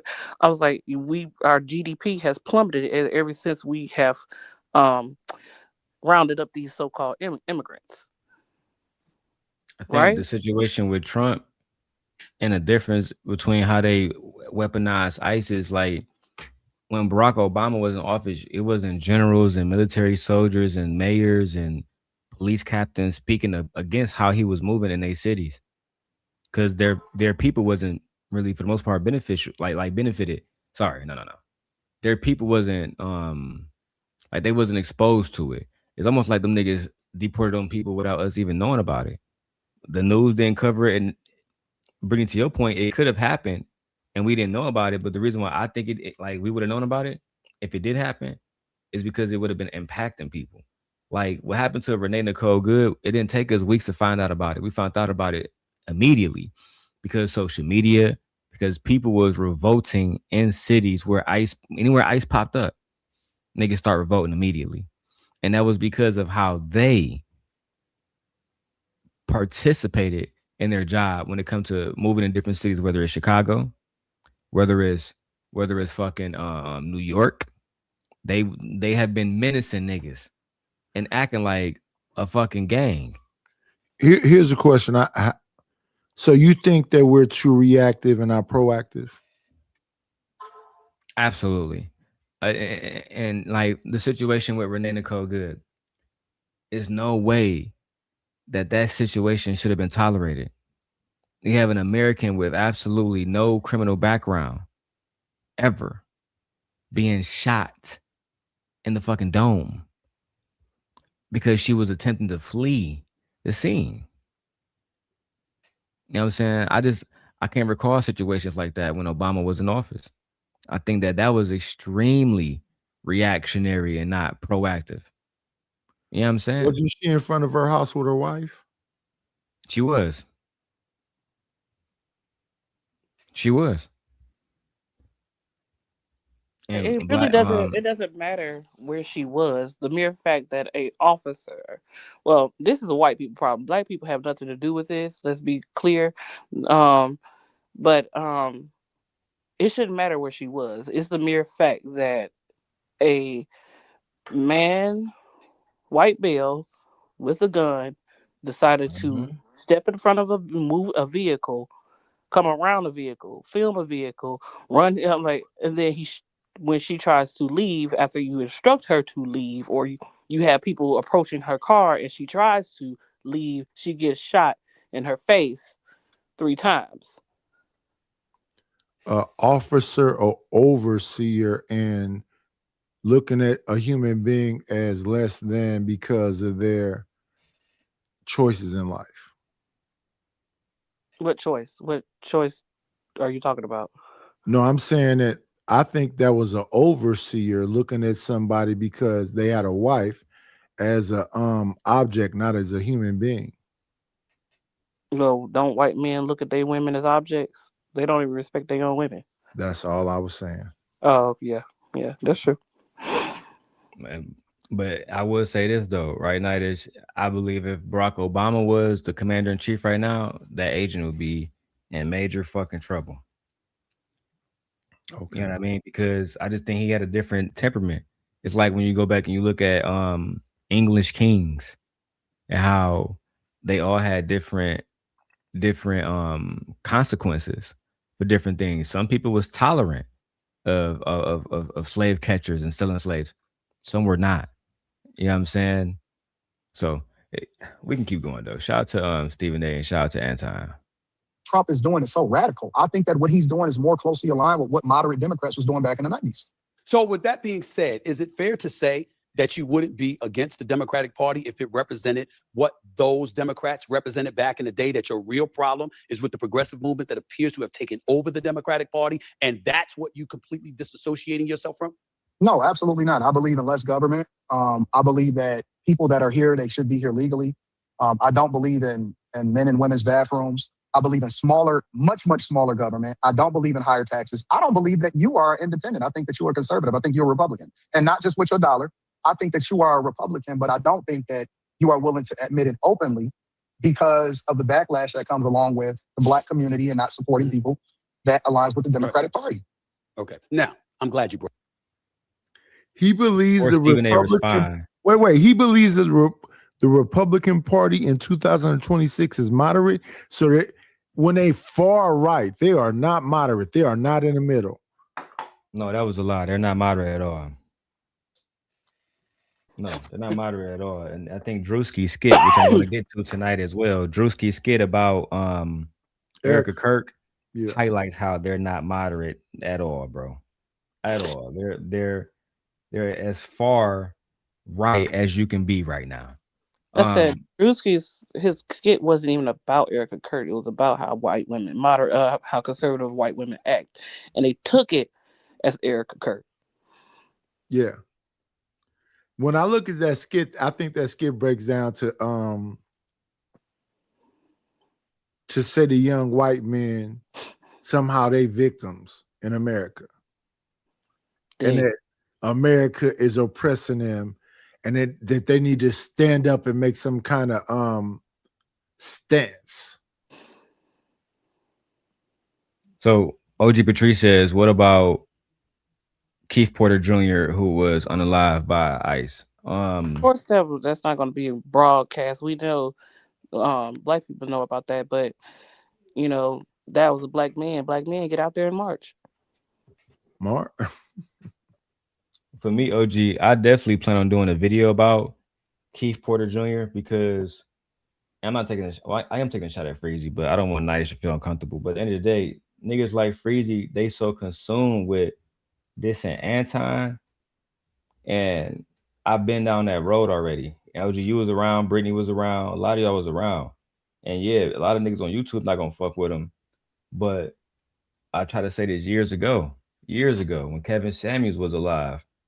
When people was telling me this has no impact outside of here. Nobody listen to this shit. Nobody.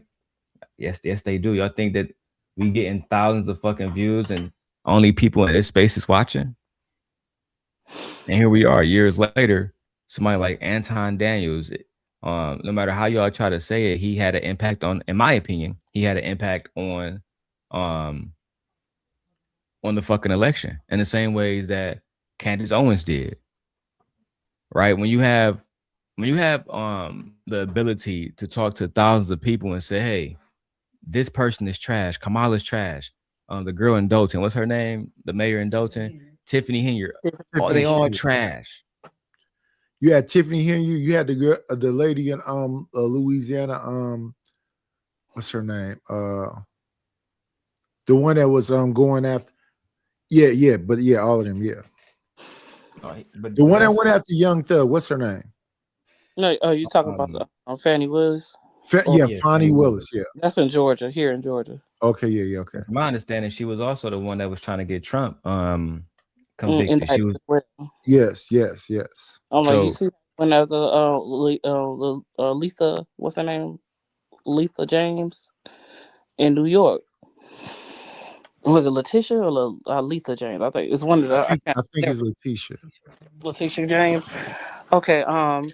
And I'm getting sick of the same talking point of small government. Okay, so explain small government, because if you're talking about small government, you know that takes away the social programs that you benefit from Anton, like if you have a 401k, if you have if you get a tax return, if you have any type of health care, if you have car insurance, the license that you use to drive, or any public any entity that you pay into, if you want to talk about small government, so you're telling me um even social security, that's government. So you're telling me you just want to pay into a system that doesn't take care of you? Because I believe if I'm paying tax dollars, I believe my government should repay me some type of way. Why am I sitting here paying for something that I can't benefit from? So I'm just paying money for, because you talk about the social programs that you use, such as Medicaid, SSI, food stamps, the Department of Transportation in which you drive, Department of Motor Vehicles in which you drive, the Department of Treasury, which operates the banks, in the Federal Reserve that operates the banks, the IRS, in which you get a tax return. So you're telling me you just want to pay taxes and pay for everything? So you don't want no type of leeway on anything? That's what they act like.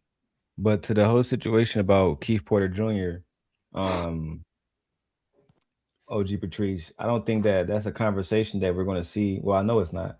It's a conversation that Anton and somebody like Stephen A is not going to talk about because it goes against their corporate overlords. These people who they fuck with, they don't want to make them look bad. They don't want to make the Republicans look bad. They want to make the Democrats look bad. So the fact that you have an ICE agent unaliving an American young man who did absolutely nothing to be alive, to be unalived, they're not gonna bring that up. Make Trump look bad, make the administration look bad, all around. The whole fucking administration. If I'm being fucking frank about it. But let's continue, man. We got a lot of stuff here. Shout out to Nay and shout out to Nightish and OG Patrice and Brittany. And who else was here? Let's keep going. Oh, Trucker Yell. Shout out to him too. Put that up because allow me to retort to that. I don't give a shit what people say. If I feel what I feel, I'm gonna stand on it. My challenge is knowing what I'm talking about. You study. That's a lie. You was going against Colin Kaepernick, and because there was a lot of public scrutiny, you apologized to Colin Kaepernick.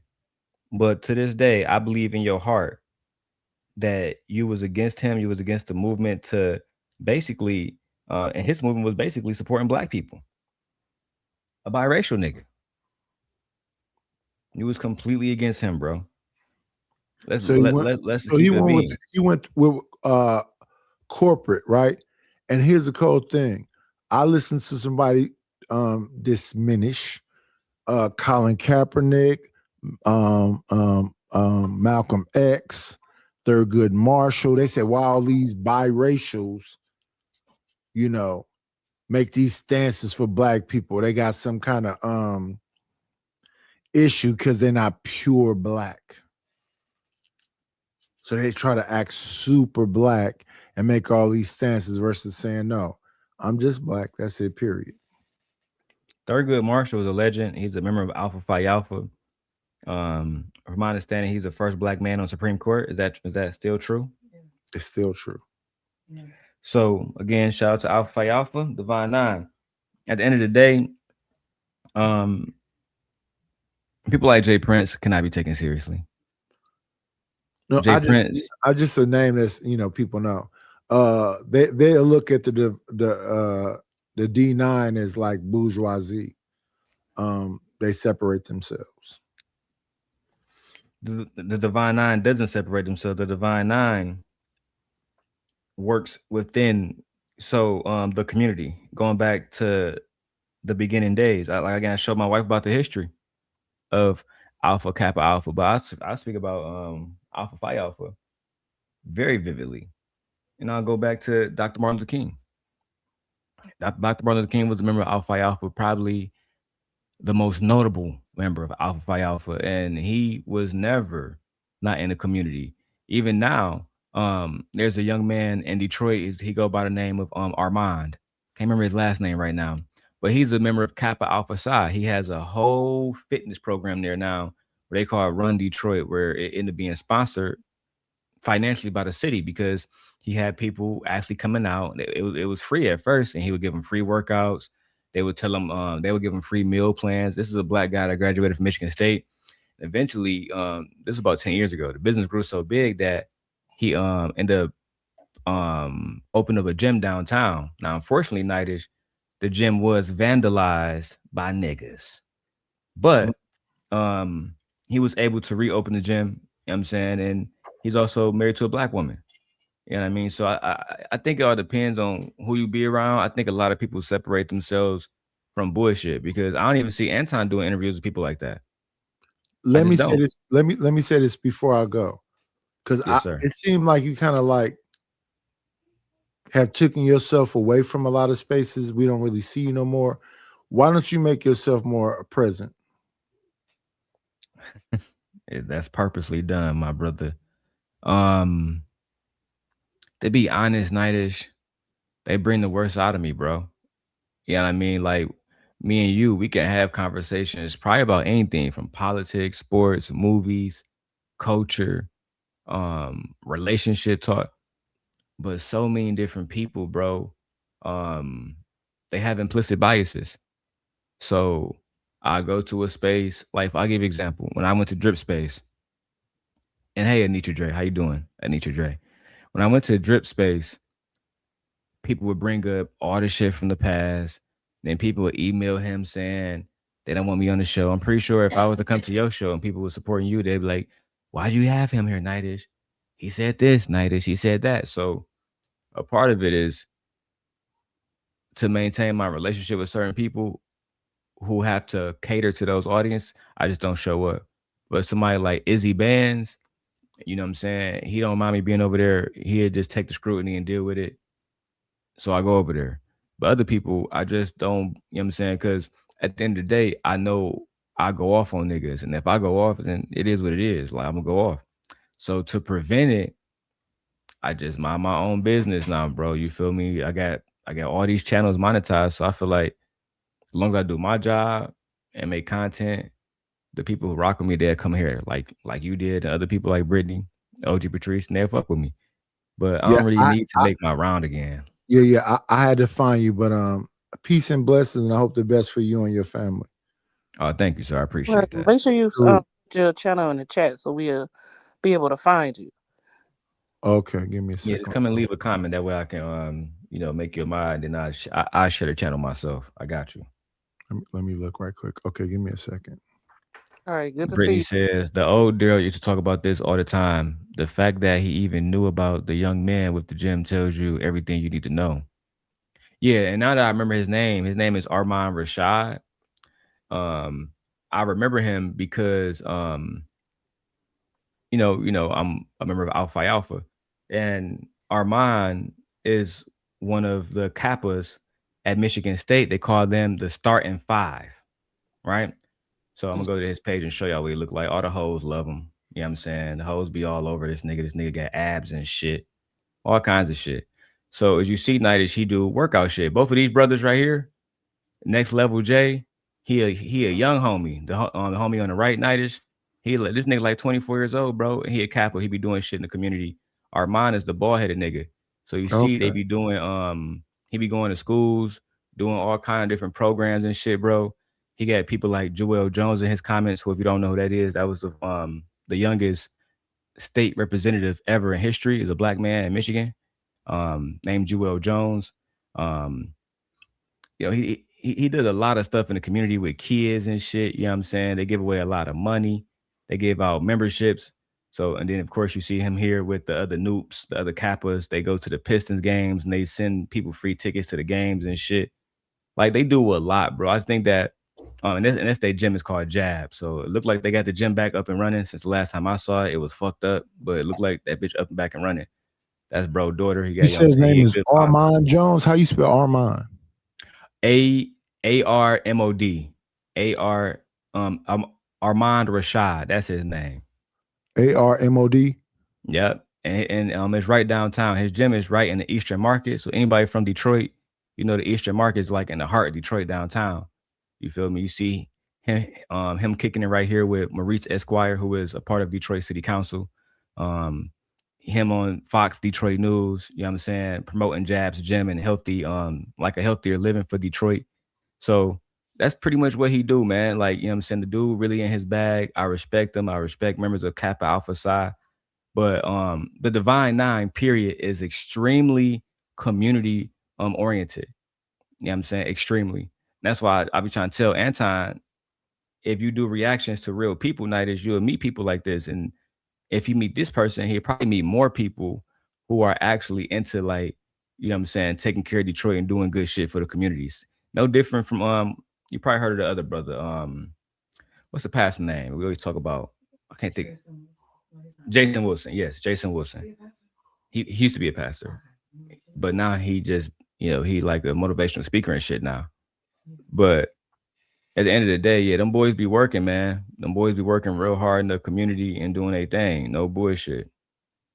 Brittany says, Darrel came to my show back in the day, and that's when he was going at Anton. Nobody runs my show but me and Aaron, and sometimes.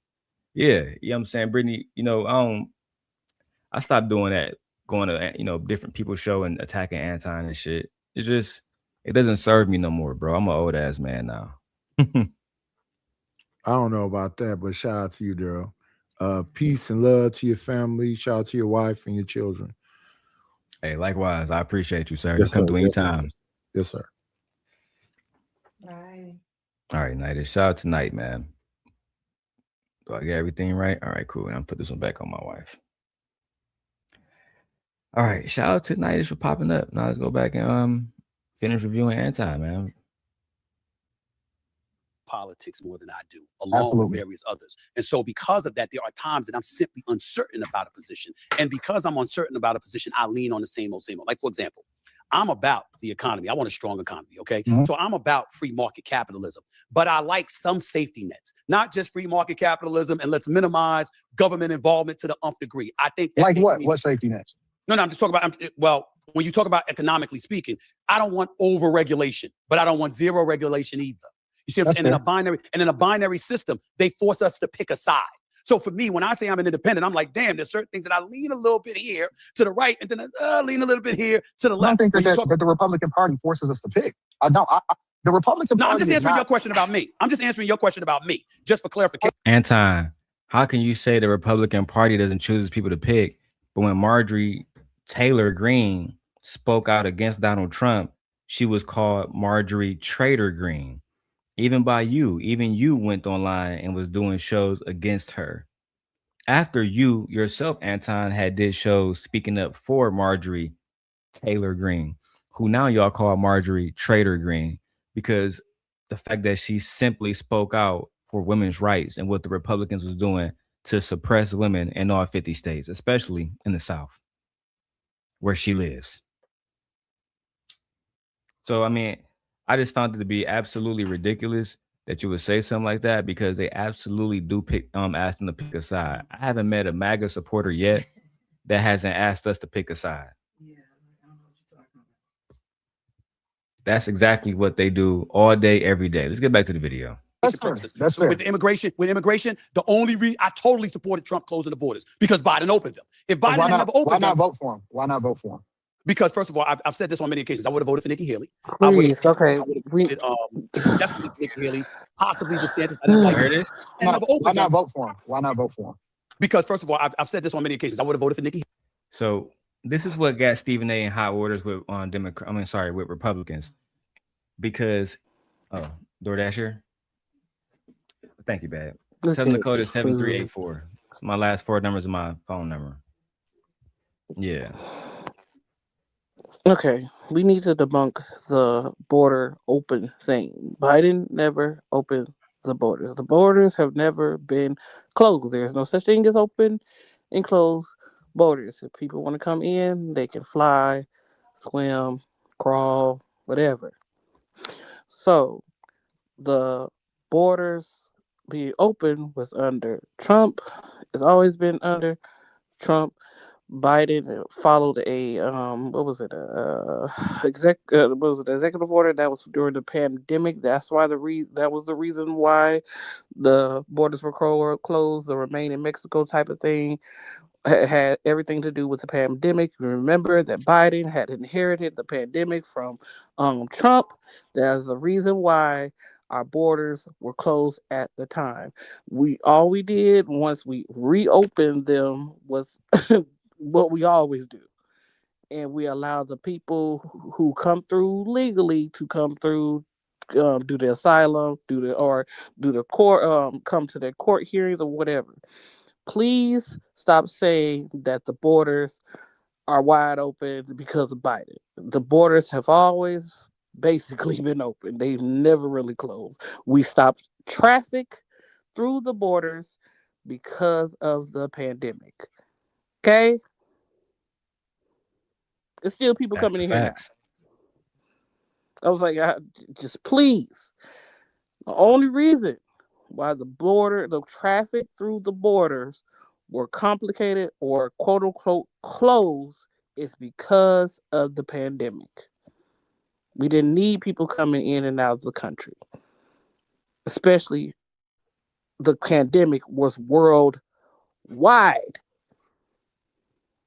So stop saying that, please. And why are you only closing the southern border? It's people that come through it's border. It's a north border, south border, east border, west border. I mean, stop saying that. Y'all just think about Yeah, the whole Mexicans. border conversation is definitely a crazy conversation. But I definitely want to say this. This next part of the clip is where Republicans are getting upset at Stephen A. Smith for saying that he would not vote for Donald Trump. Let's get to it. The Republican No, I'm Party just is answering your not. question about me. I'm just answering your question about me, just for Oh, clarification that's fair. purposes. That's So with fair. immigration, the only reason I totally supported Trump closing the borders because Biden opened them. If So Biden had never why opened not them, vote for him? Why not vote for him? Ain't that bad. because first of all, I've said this on many occasions. I would have voted for Nikki Haley. I would have voted definitely for Nikki Haley, possibly DeSantis. I didn't like his remarks about good points about slavery, so I probably turned against him because of that. I didn't appreciate that shit at all. But I would tell you for the most part, him, and I would vote for Marco Rubio. I wouldn't hesitate. But also know this about me, because I'm glad you asked, because I heard you touching on some of my politics with some of your cliques. And I was like, Oh I can't wait to man. speak to this brother. Right. And I said to myself, I said, listen, I don't blame him for feeling that way because he don't know me. And I've never really discussed a lot of this. But I said, listen, if you're sitting back and it's like, all right, it's immigration, follow the Obama policy, go ahead and keep that policy in place, I would have supported that. When you talk about safety in the streets, damn right, you ain't getting out of jail the same day you get in jail. Not on my watch. Oh, hell no. So in that regard, yeah, I'm more conservative than liberal. But entitlement programs are more liberal than conservative. I think the desolate and disenfranchised, because I think the desolate and disenfranchised need a helping hand from time to time. I know it helped me and my family. Now, we didn't lean on it. We didn't depend on it. We didn't live off of it for decades. But to get a helping hand, to uplift yourself, sometimes I think that's needed, and it doesn't bother me. So I'm pro-choice, because I don't believe in telling a woman what to do with her body. I think I'm more of a supporter of the LGBTQ plus community than conservatives are. So those are There's lots of stuff that we didn't address because we was taking our food out the bag. So let me say this. First of all, shout out to Brittany. She said, "Gently, we see you, thickums." Stop it. Yeah, she said she saw that ass. Stop it. But more importantly, you shouldn't have to make an excuse to die in time why you didn't vote for Donald Trump.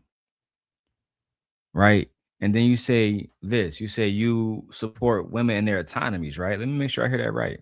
franchise, because I think the desolate and disenfranchised need a helping hand from time to time. I know it helped me and my family. Now, we didn't lean on it. So you support people getting food stamps. You support disenfranchised people, but you vote for somebody who was, or you also support Trump in certain aspects to the point where your influence is helping him hurt those disenfranchised people. That's interesting. Safety in the streets, damn right. You ain't getting out of jail the same day you get in jail. Not on my watch. Oh, hell no. So in that regard, yeah, I'm more conservative than liberal. But entitlement programs are more liberal than conservative. I think the desolate and disenfranchised, because I think the desolate and disenfranchised need a helping hand from time to time. I know it helped me and my family. Now, we didn't lean on it. We didn't depend on it. We didn't live off of it for decades. But to get a helping hand, to uplift yourself, sometimes I think that's needed, and it doesn't bother me. So I'm pro-choice, because I don't believe in telling a woman what to do with her body. I think I'm more of a supporter of the LGBTQ plus community than conservatives are. So those are the reasons why I would call myself an independent who leans a little bit left instead of right, to clarify. But here's the thing, though, Stephen A. I don't think you're pro-choice, and I don't think that you support the LGBTQIA plus community. I think you do all of that shit because you got to keep your job at ESPN. Mm-hmm. Yep. I'm like, not even just that. I don't think you. If you are for pro-choice, the only reason why you pro-choice is because you have daughters. In which, if you sitting here complaining about going to Disney World and being in the sun for 24 hours, yeah, that's the way you thinking about your daughters. But as far as LGBTQIA, there were some disparaging things that you had to apologize for quite a few Yeah. times. So I'm not going to sit here and believe that. But I mean, of course, you I'm not have to. buying it. I'll say, you a wolf in sheep clothing. You have to say you got to sell it. Any supporter of pro-choice, like any supporter of pro-choice has, of course, you want the woman to have her bodily autonomy. Also, if you were also pro-choice, you would care about children, especially foster children or children who are gunned down in mass shootings, and you will want gun reform and things of that nature. A lot of y'all pro-choice people are really not pro. I mean, pro-choice. So, yeah, as far as they made the LGBTQIA the boogeyman, because it's very seldom that you will find a man in the a man dressed as a woman in a female bathroom, or in women's sports. You say everything about trans women, but you don't say nothing about trans men, which is weird. So anyway, I digress. I think at the end of the day, a lot of stuff that Stephen A is doing is performative because he would have public backlash immediately. Just like Immediately. he gets backlash from the Republicans currently. Correct. That's all. Let's keep going. Republican Party is not distancing itself from people that's choosing to live their life the way that they want to live it. That's not the position, and that's how it's marketed from the Democrat Party. Okay. There's plenty of gay people. There's plenty of people that live alternative lifestyles that are a part of the Republican Party. What the Republicans are basically saying and standing for is we should not be allowing for children to transition themselves or for parents to transition children before they become of age. We should I not totally allow agree with for. that. But see that's the 1,000% thing. I agree It's not with you. that Republicans Name are a radical. They're statistic not that shows radical that. in their stance against anything. They believe in freedom of religion for you to be able to practice however you want to practice. Right. They're not trying to abolish gay marriage. None of that stuff is. So the Name conservatives, Anton, are you trying to say that the conservative movement for the last 50 years, at the very least, hasn't pushed God, man, child, God, man, woman, child? You trying to tell me that because this didn't start with gay people going into bathrooms, this started with gay people being gay. That's what it started off. So you trying to tell me, right, that for the last 100 years, going back to when Harvey Milk ran as a Democrat, that the Republicans wasn't trying to suppress these people at every opportunity, going so far as to get psychologists to register being gay damn near as a mental illness in the DSM-5. Mm-hmm. In which they didn't. I was like, I mean, studies show that something completely different. Um, You can't make that shit there up, dog. is. I said there are no children who are transitioning. Usually, they do not have their genitals cut off. It is against the law. You can read it. It is statistically shown that that doesn't happen. Yeah, you have parents who will allow their children to, grow their hair out. They may have they may get the hormones, but as far as them being able to truly transition, you cannot do that until you are an adult. You can look this up. It is I think not. Michi against that shit too, Nay. I, He's against I, that for the most part, kids transitioning. Yeah, I don't think you should do anything to your body until you're like 21. That's yeah, I my said thing, that's because what I'm I'm about to saying. argue with y'all on this one. We better have a nice little argument. Fuck it. What are you arguing for? Because I No, I'm disagree. like, no. I said, but usually, when it comes down to fully transitioning, because when people say transsexual, um, just because a person grow their hair out and wear dresses doesn't mean you're transsexual. You have to literally go through the process. That means hormones and literally have your genitals transition to something else. And children don't do that. Let me go ahead and put this out there. Let me get to Brittany comments. Conservatives had no problem teaching their kids racism. Conservative had no problem teaching their kids how to hold guns. Yeah, I'm gonna say guns. I'm not gonna say pew pew. YouTube, sue me. That's Hold on, that's hold on. TikTok. Let me get this out. And then y'all can retort all y'all want. Conservative had no problem teaching young white boys about elitism Mm-hmm. when it comes to racism and when it comes to sexism. Mm-hmm. Okay? They had no problem, right, teaching their sons not to be with black women. Go fuck them, make them nut rags, but don't actually marry them and actually treat them like white women. Let's be real. Y'all want, like, the conservative party is extremely racist and extremely homophobic. When they're having conversations with their sons and daughters, I can't even use words that they use to describe gay people. The F word, right? When they talk about us, the N word. They use this shit freely.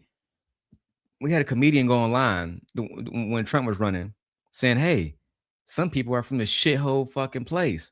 I think they call it Puerto Rico, forgetting that was a part of our country. Just so they can shit on Puerto Ricans, and everybody clapped and laughed about it. It's just like ridiculous that people want to tell people what they can do with their kids now.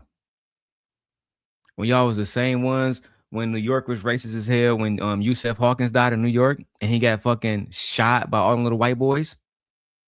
Well, where do you think they learned that racism from? So I don't like the argument that people, and I feel like Stephen A is taking a shot at Dwayne Wade, because I can't think of another kid outside of Zaya Wade that has publicly fucking did the whole transfer sex shit. And even if it was 1,000 of them, I won't give a fuck because their parents is okay with it. I don't even think he did it. I think he's just wearing wherever he wants to wear. If Dwayne Wade, if parents are okay with this shit, I'm okay with it. The same way they okay with teaching racism, the same way they okay with teaching elitism. Y'all got it. That's my point about that. That's right. I don't really. I said for people to have conservatives that have problems with the LGBTQIA, we have a person named what's his name, Bruce what Jenner, correct? Who lives in California, who was actually a known Republican, who would the following year was once he transitioned was named the Woman of the Year. Y'all didn't have a problem with a transsexual then. When it comes down to, like I said, children do not get their genitals removed. It's usually when they become Facts. adults. Now, as far as general affirming, they do suggest that for psychological views of for children and parents, yes, you can, speak to them, talk to them, put them through counseling and things like that. Gender affirming, which is the gender affirming hormone, in which they take if a boy wants to be a girl or a girl wants to be a boy, that type of thing. There are different stages and different types of gender affirming care that they have. A lot of people don't even know about the gender affirming care. Anyway, But that's why I really love that comes with it. Euphoria. Yeah, That's why I really love so Euphoria, because Euphoria is one of the few representations of a trans person that wasn't vilified, one, mhm. inaccurately interpreted, two, or used as some type of fucking over exaggerated interpretation. More Mhm. to give They an wasn't example of created as that, a villain. Yeah, Shanae from Martin. That's what I don't like. That's why I yeah. don't watch that shit. They didn't villainize them. So Yes. yes, um, Or used as a pun, all that other bullshit. That shit was lame as fuck. The yes, whole that Shanae character, lame as fuck. was a perpetuating of a character of how black women act. Completely Yes, that was disrespectful the to that entire group of people. yes. So So I don't. That's why I never. When people always ask me about Martin, I never watched Martin. From a young man, I thought that shit was lame as fuck. So you don't like trans, but you're dressing up as a trans, depicting a character loud as hell, ghetto as of hell, a black woman. but it's also a man. You know what? Mm-hmm. That's You why I know was what? saying, y'all pretend like you don't like the LGBTQIA, when we can clearly see. What is the app called? Grinder. When the Republican Party had their conference, Grinder was lit up like a Christmas tree, huh? But y'all don't like gay people. And these niggas did it all So, the time. The same niggas that criticized Tyler Perry went and watched Big Mama House. mm-hmm. The same niggas that criticized Tyler Perry watched that one white man when he played that one white woman when he wore the dress. What's his name? Robin Williams. He was in some movie Miss back in the Doubtfire, day. and I love that movie. Mrs. Doubtfire. I love Miss Doubtfire. Y'all didn't have They a went to. problem with that? I can name so And many he things they put actually on played a dresses. gay character. I'm like, Robert Williams actually played a gay character along with Nathan Lane. What is it called? Damn, I'm what's the just name of saying, that this movie? whole thing about what kids are doing is extremely over exaggerated because a lot of Yes. kids are not doing it. That's the whole point about that. Let me get Yes, the the bigger comment. kids are not getting any type of sex change. Please stop saying No, that. the kids are not doing that. Like, please stop saying that. Usually, a child, I'm like, shows signs, especially of sexuality, when they're around 3 to 6 years old. This is statistically shown in studies that show this type of thing. Usually, a child shows signs of liking the same sex when they're very, very young. They like heels, bird cage. Thank you. You didn't have a problem with to wrong food. Thanks for everything. You didn't have a problem with none of that stuff. You villainize these people for no apparent reason. You cannot get surgery on your body until you are an adult. Even a parent can't authorize the surgery. You can get the hormones, but you cannot get the actual surgery until you're an adult. Look it up. So Brittany says, I went to the bathroom and I used to be pro-choice. I went to the bathroom, but I used to be pro-choice. But now I'm pro give the child a good life once it gets here. If you understand you can't do that, then not having it is the most responsible thing to do. And then she says, let's just be honest that people are mad about the trans stuff are people that want to control the future's private Private parts parts. Futures, private because parts. that's how they will get future workers in America. Oh, I get it. Like they want to control who. I get that point. That's a good point. Mm-hmm. They want to control the work, like the labor force. That's a great Mm-hmm. point. If this next generation is not making babies, you don't have workers. Great point. Mm-hmm. Don't forget about The Wesley one who Snipes. thinks of everything Child. with Wesley Snipes, yeah. I was These like, niggas all in was doing that Birdcage. shit. That's why I was Shit saying y'all didn't have ridiculous. a problem.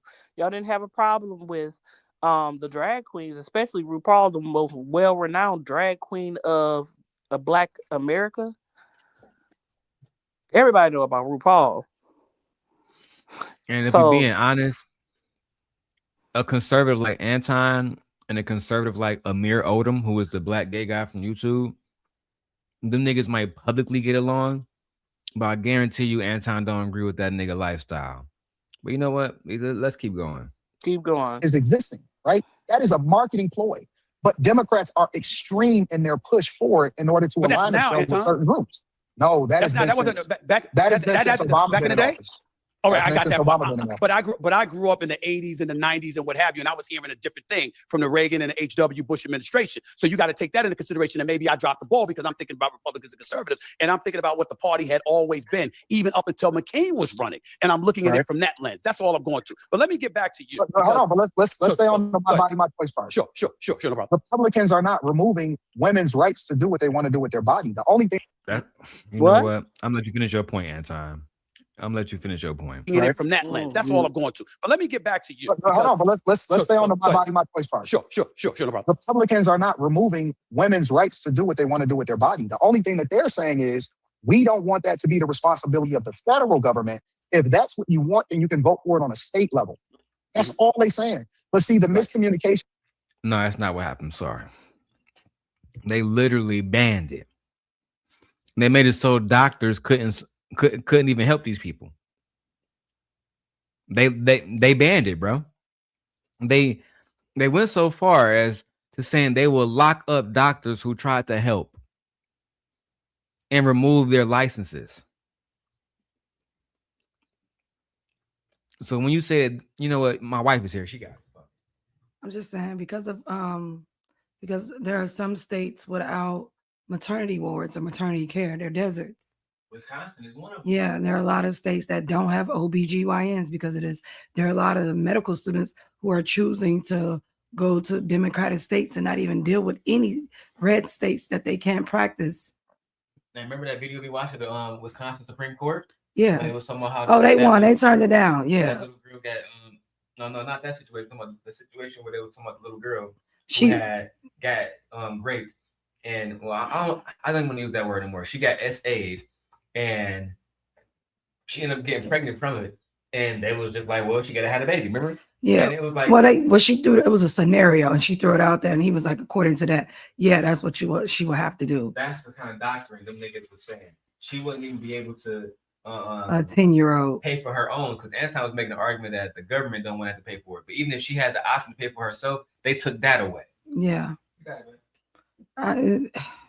This is ridiculous. I don't want to hear about we needed to kick it back down to the states. No, there was a reason why it was federally protected, not just state sanctioned.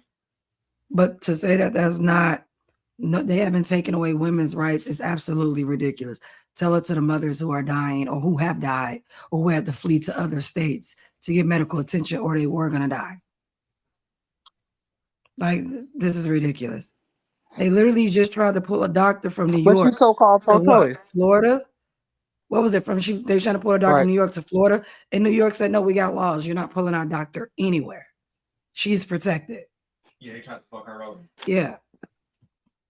I said there was just a young lady here in Georgia who was arrested and it may be charged with murder because she had a AB. So she actually Tennessee had just tried to charge. Remember Tennessee? They lost the bill too. That nobody voted. It was literally online. She called out the bill number and she said, anybody, no one's raised their hands. Not even the people that wrote the bill didn't raise their hands. And basically the bill says that it was going to criminalize and make having an AB giving you the death penalty for women.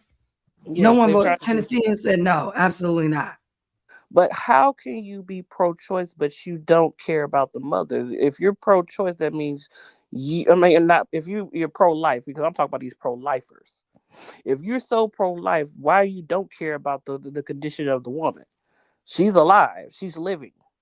I mean, they don't. They're forcing women to have C-sections when they don't want them. So you cannot be pro-life.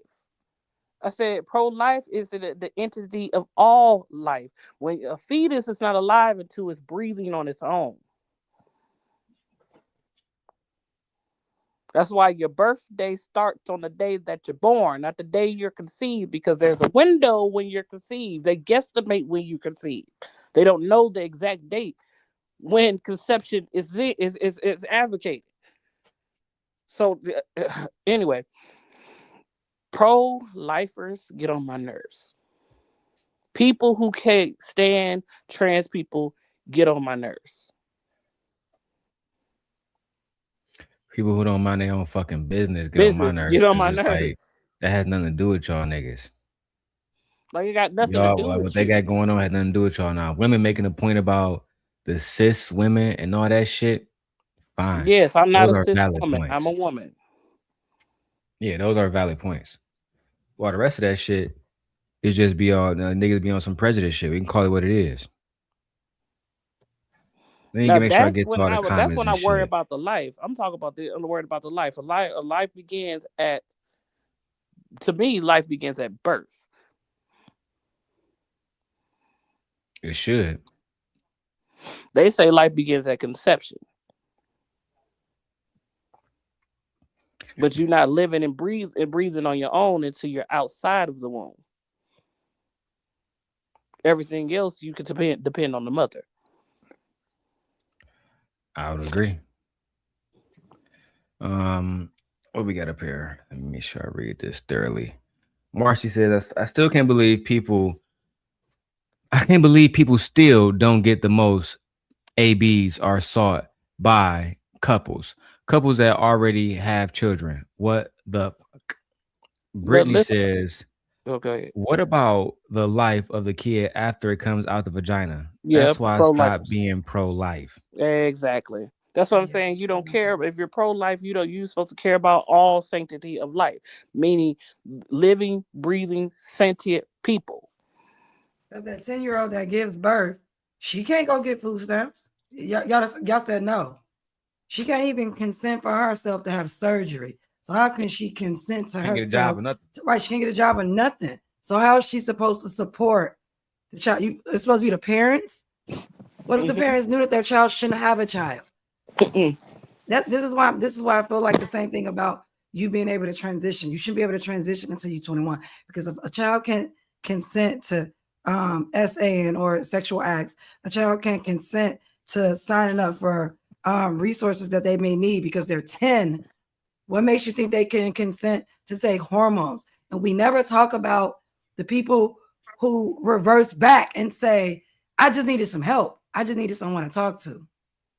Well, What that's about why it's those different. people? Because we I don't said never that's hear why about the it's stories where different. people reverse back and say, you know what? I thought I wanted to be trans, but actually I wasn't trans. Those videos are out there. Right? I'm like But those. they're I'm like not there is. publicized. You don't I hear said. about that. I say In the you, media. but it's Yeah. very few, far in between. Most people who transition are happy with their transition. Um, Now, yes, there are some stories out there who should have said, "I think I made a decision." No, there are Uh, not some stories, Nate. It's a nice percentage of people saying that's one thing I thought, and that's not what it is. But at the end of the day, what I'm saying is I don't care which side is on it. I'm not about children doing a lot of things to their body because I'm in education. I know how the brain is not developed yet, and mm, children make decisions, and they can't make decisions because they're so hyper vigilant. This is why we have SEL lessons in school called social emotional learning because of mhm. this. They shouldn't be able Yeah, to consent to hormones at 12. that's They why. can barely control their home, the way they feel, the way they think, how they reason, the way they Regulation. react, how Yeah, they reflect in school. yeah, So you mean tell regulation. me Yeah, I'm supposed to deal with that plus someone who's taking hormonal pills and their brain isn't even done developing yet? Certain parts need to be yeah. developed. No, I'm I'm like, so completely against that. And I'm that's not why Republican that's why for that. I don't even care if Democrats say, oh, they're for it. I'm still going to be like, no, you shouldn't be able to transition until you're 21, 18 at the most. And if we're going to put it I'm there, like 18 as 18, you but adult. That's what it I'm should be saying. 21 I'm for like, something that like, y'all don't even let women that young decide at 16 she don't want to be a mom. She want her tubes tied. yeah. They I don't was even like, they do have that. state laws. Yeah, yeah. So how are we gonna sit up and tell They us, really oh well, don't. yeah, she can transition into a man, but she can't get her tubes tied? That's crazy to me. There's I so mean, I many agree different with you. layers to Not this That's what I'm shit. saying. But Like, that that's that's what why I I said said. I agree conversations to it. about these people will be an hour. We won't even finish the video. You know what I'm Yeah, saying? yeah, Because the yeah. conversation has too many layers to it. That's one of them conversations we have to specifically break down the entire topic because Break it down. it's too many layers. I We said, are 20, I'm like, we I only what? specifically Let me see how far we get into this break video. it We down. only Yeah, 18 I minutes agree. of an hour. And it's because Anton and Stephen A. Smith are not going to have in-depth conversations. They're bringing up a whole bunch of topics and skating through them. But a topic like that, it'll take too long to break down. And I would need facts. yeah, I mean, explicit facts about because me, I don't think that's a big deal at all. I just don't give a fuck about it. You know what I'm saying? I think there's so much other different stuff, especially in the black community. Like, as a black man, I'm more concerned about niggas not reading. So, but that's Yeah, what I'm saying. Like, so for me, I didn't go vote for Democrats because of that. I personally believe in people being able to do whatever they want with their children. Yeah. What I'm saying is that I don't agree. For the most part. Yeah. People do what they want with their kids. Yeah, I'm talking about within like logic, reason. They want to send them to school, if they want to vaccinate them and stuff like that. I'm not talking about any type of consenting to like sexual acts and turning children into surrogates for you and your boyfriend. Yeah, I'm not talking about stuff taking like your that. kid to R. Kelly or some shit. Like, yeah, no, I'm not talking about that. I'm talking about within like reason. They want to pull their child out to go on a vacation for 2 weeks on fruit. They should be able to do that without being penalized, because that's the thing too. If they don't want their children to have certain things going on, a doctor shouldn't be able to override that. You know, it's just like. Before I go back to the video, I'm gonna ask the question, Dan. Is Dwayne Wade and Gabrielle Union bad parents? I don't think they're bad parents. No. I personally would never allow it with my child, but I don't tell other people how to raise their kids. Nay, I don't care what you do with your kids. I don't think they were bad parents. I think they followed. Okay, we're on the same page then. Yeah, I don't think because I'm a major fan I'm a huge fan of Dwayne Wade's, and I think that the same thing that Russell Wilson is doing for his son, Little Future, Dwayne Wade is doing for Zaya Wade. I genuinely feel that. I feel like at the end of the day, that child is going to experience hate not only within her own community, but Black, being biologically a male and being gay and being in the public. So much different hate from 1,000 different angles. You need somebody who actually give a fuck about you. And that goes for anybody. Look at all Anton got a hate coming from 1,000 different ways. I can only imagine how stressful that shit is. But the fact that he got Rita and everybody there to support him, it makes it easier. You know what I'm saying? So for me, like, I got gay cousins, I got gay friends. I wouldn't push them to the side. I wouldn't push my friend Fear to the side because she like women. You know what I'm saying? And I just don't fuck with that. What's good, frat? What's going on, family? Nice to see you, man. Hey, we monetize. Let me know you a real person. Send me a little $5 super chat over here, man. And I'll make sure I get you that wrench. But let's keep going, man. Is that they're completely against it. I can disagree with your lifestyle, but still respect your right to do what you want to do because we're governed by the Constitution. Right. You see what I'm saying? Like my ultimate thing is we are a republic governed by the Constitution, and so we're protected based off of our rights, our amendments, our right to carry, right? All of these things. Trump is the only person that's protecting and going against birthright citizenship for illegal migrants, leveraging that when that was literally made for Black people and slaves. Mm-hmm. I don't see anything that he's doing policy-wise when he's when he's developing a lot of these things that create criteria for people to meet the expectation in order for them to get certain things, even when it comes to government services and help and food stamps and Section 8 and all of that stuff. They're not getting rid of it. They want to remove the people that are taking advantage of it from a fraud perspective.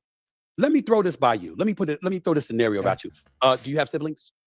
I do. 3 brothers, no sisters. All right, so you don't have any sisters. Okay. So it's a difficult question to ask you, but I'm gonna try anyway, because I have 4 older sisters. I have 4 older sisters, right? Okay. So you feel the way that you feel. But your sisters come up to you and say, you ain't a woman. I am.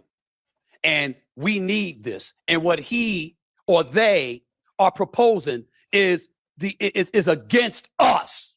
Now, that's not a community backlash. That's not worrying about what the public thinks. But I'll be damned if I didn't hear my sisters come in my face and remind me of the fact that you were raised by 5 women, and we don't appreciate what he and them, meaning the GOP, are attempting to do when it comes to our rights as women. I'm asking you, what are you supposed to say, think, and feel in that particular scenario? Ask him about his daughter. You fucked up, Stephen A. Missed opportunity. And I don't always bring up. You know what I'm saying? You could have definitely talked about his daughter. I don't always bring up Leslie, Anton. I hardly ever even mention her name.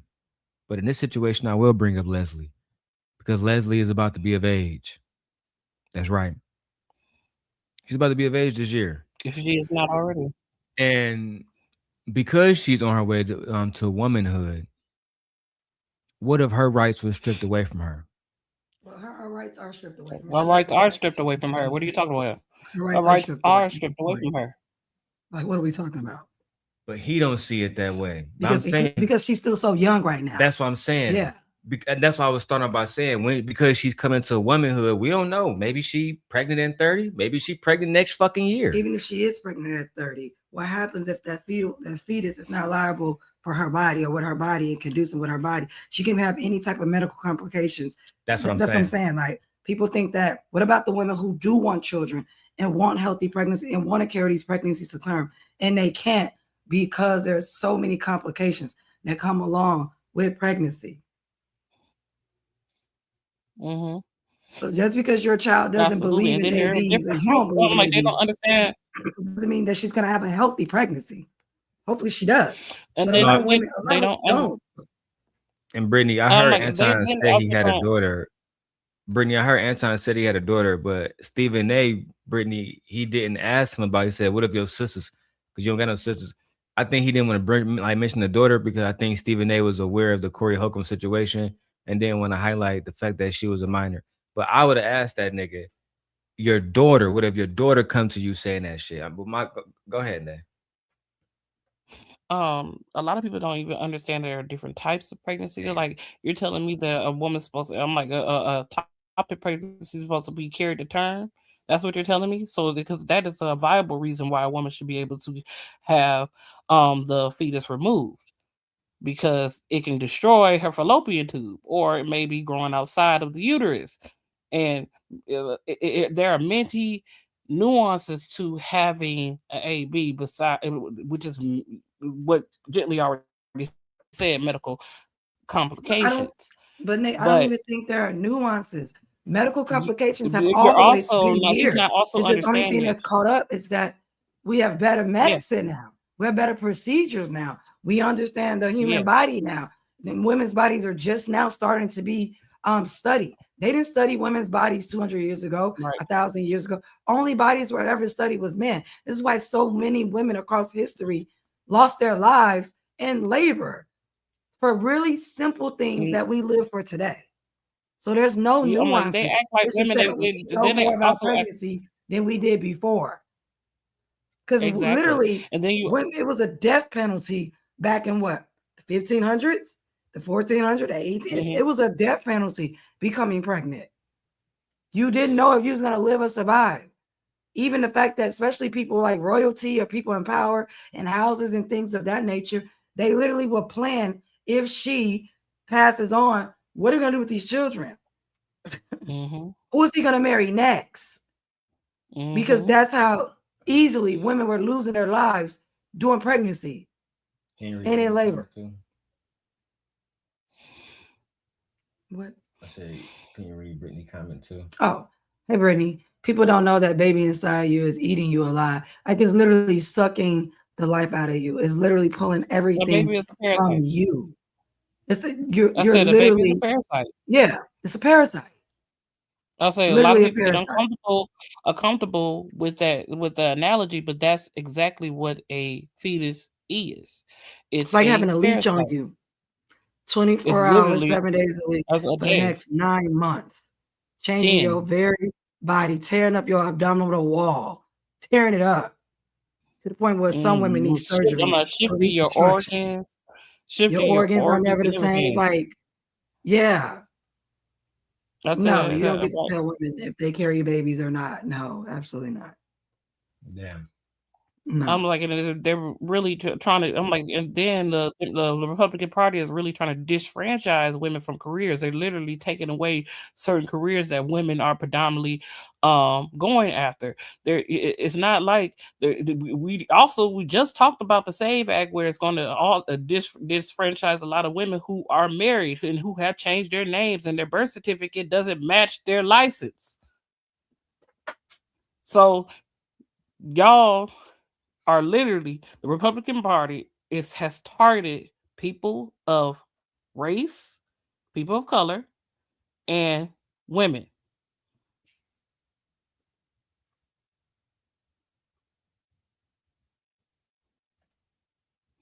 I agree. Let's keep going. I want them to tell me what rights is being removed from them, because I know that women often at times react emotionally, and they're letting their emotions dictate their actions, right? It's okay for you to be emotional. Everybody has emotions, but I'm not going to let that determine what I actually do, right? And so the thing that I want to understand is the facts. So I would have a conversation with them, and I would ask them, what right is it that's being removed from you? Because I don't see it. I don't see any policy. I don't see any legislation. I don't see anything that's being removed from you from a Republican perspective. Medical rights. Okay. That's like one. He out his fucking mouth. He's Y'all got it. crazy. Y'all ladies, Like, I'll let y'all go oh my first. God, like literally medical rights. The fact that a young lady can't even go in and ask to have her tubes tied so she doesn't have any children, that's a right you have taken away from her. No one takes us. There's no laws on the books about males' bodies at this point. Also, you know who else takes away right? Insurance companies. They don't want to give certain anesthesia for certain procedures. They just want women to suffer through it, take ibuprofen, literally scraping inside of a woman's uterine wall, and an insurance company denied it.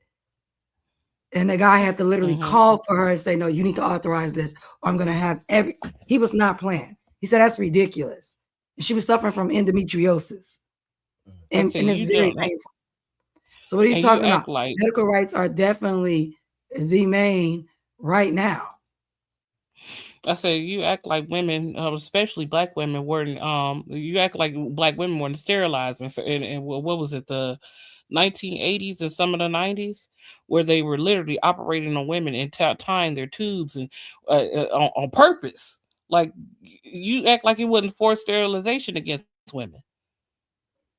You act like that's at one period. Like, yeah, I mean, I agree with you. That's like at one period, but I'm talking about like what's happening now. You act medical like, rights, educational rights now like as well. Like now, I'm like I'm like you act like a AB is not a part of part of they're literally trying to get rid of contraception for women.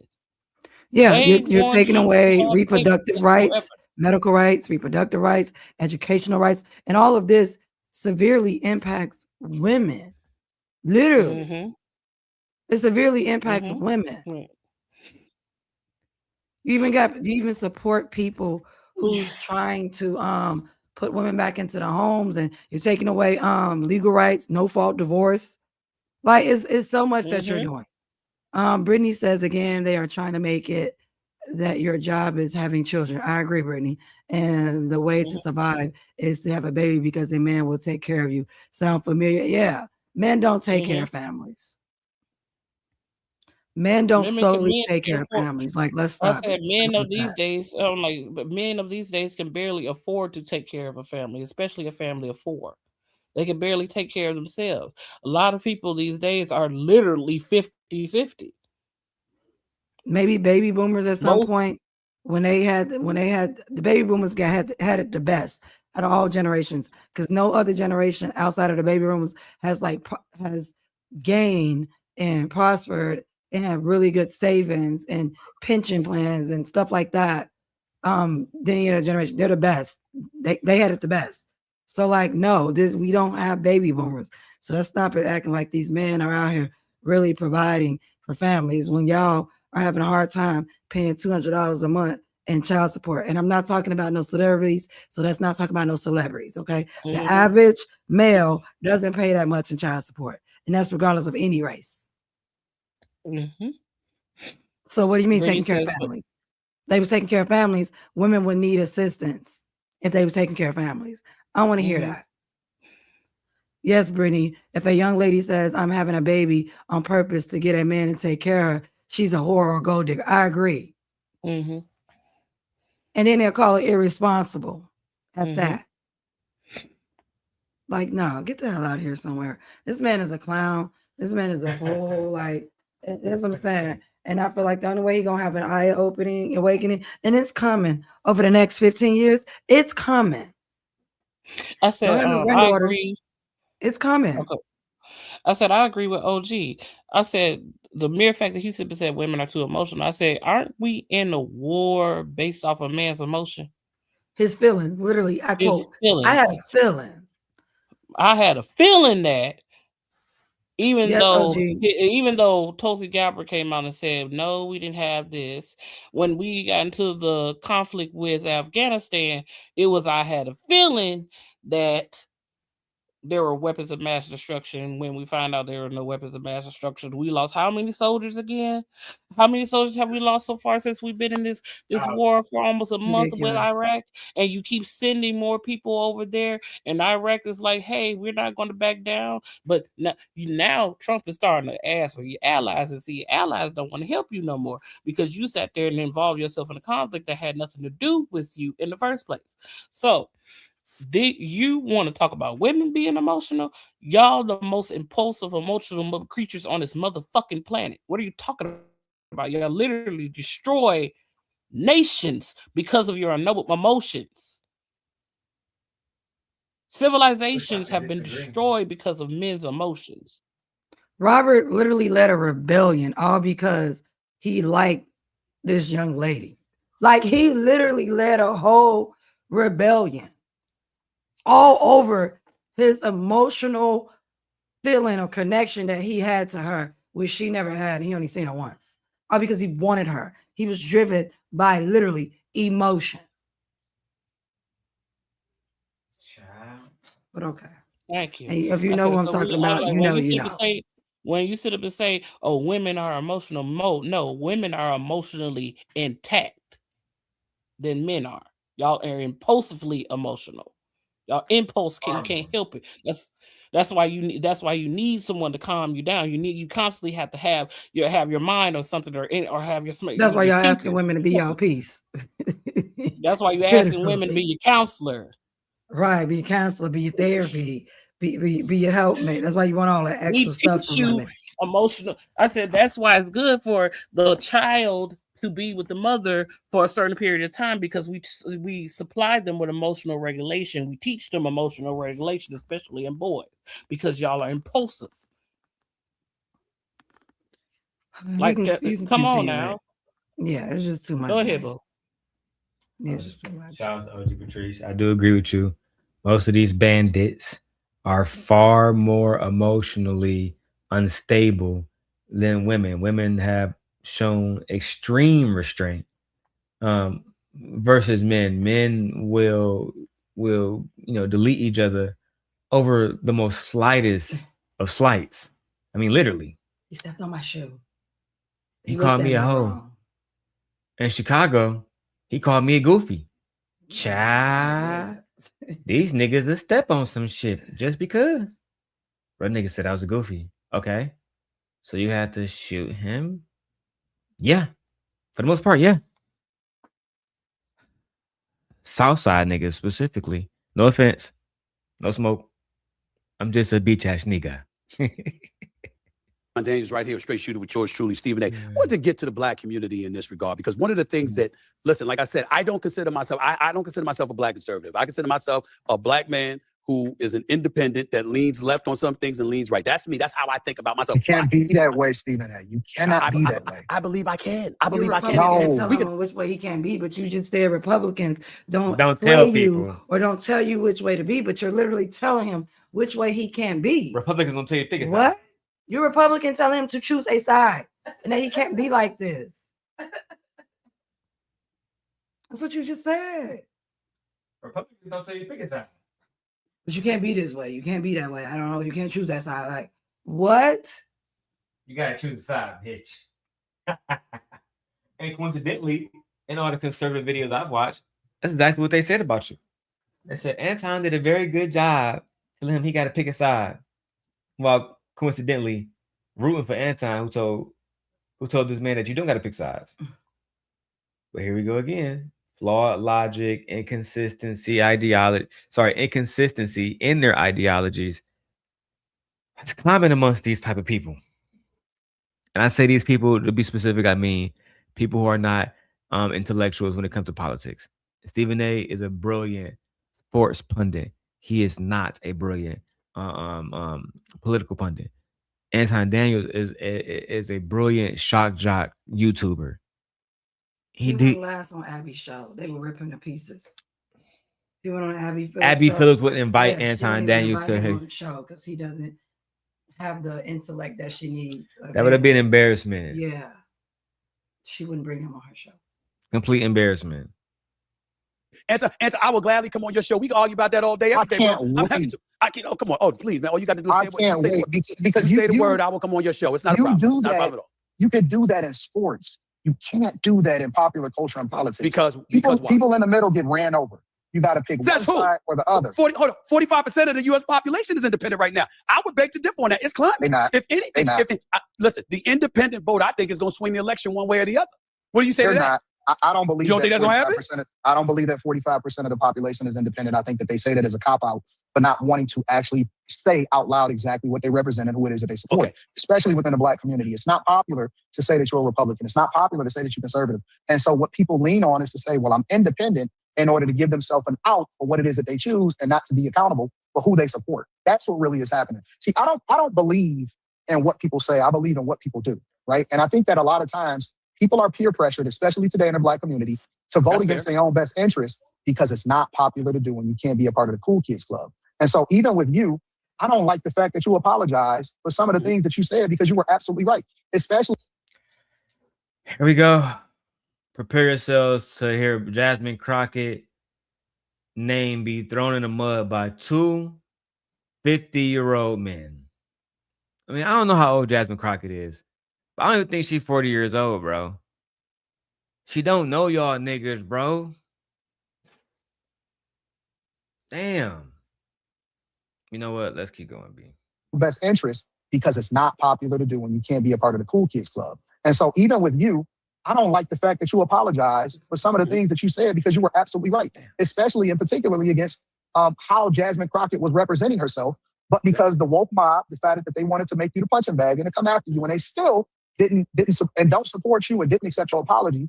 But in particular, and I'm saying this, not you, the Don Lemons, the Joy Reids, all of these people, they don't respect you. Stephen A., you gonna let the nigga name drop like that? So you don't know us, Stephen A. We do this on purpose on YouTube. And when Nighters just came up and asked me why I don't go to other people's show, that's why. Because I do the same shit. Oh, yeah, Sharon, you gonna act like you can have them Thorpe white bitches over there? You gonna act like you can have Tommy over there after he said all that shit about Black women? And what about you and them Nude Beach comments about the kids? That's what we do. You see, Anton want a response from Joy Reid. She's not gonna do it. She's not gonna do it because he's beneath her. He is beneath her. He's beneath her, and I wouldn't do it either. He want a response from Jasmine Crockett. She's not going to do it. Yeah, they're beneath her. These people are intellectually above you. Stephen A., you belittled yourself in this interview by giving a presence to an individual who, again, you're about to see. If you're not going to see it from me, trust me, you're going to see it from Taz. They're going to drag you, bro. If you're not going to see it from me,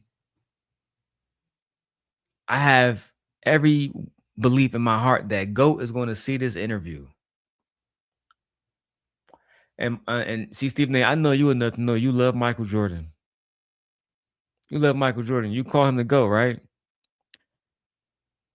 In our space, Taz is the GOAT. No one goes against it. No one is trying to take his crown. In order to do it, it'd be a hard head to take off. I don't think y'all boys ready.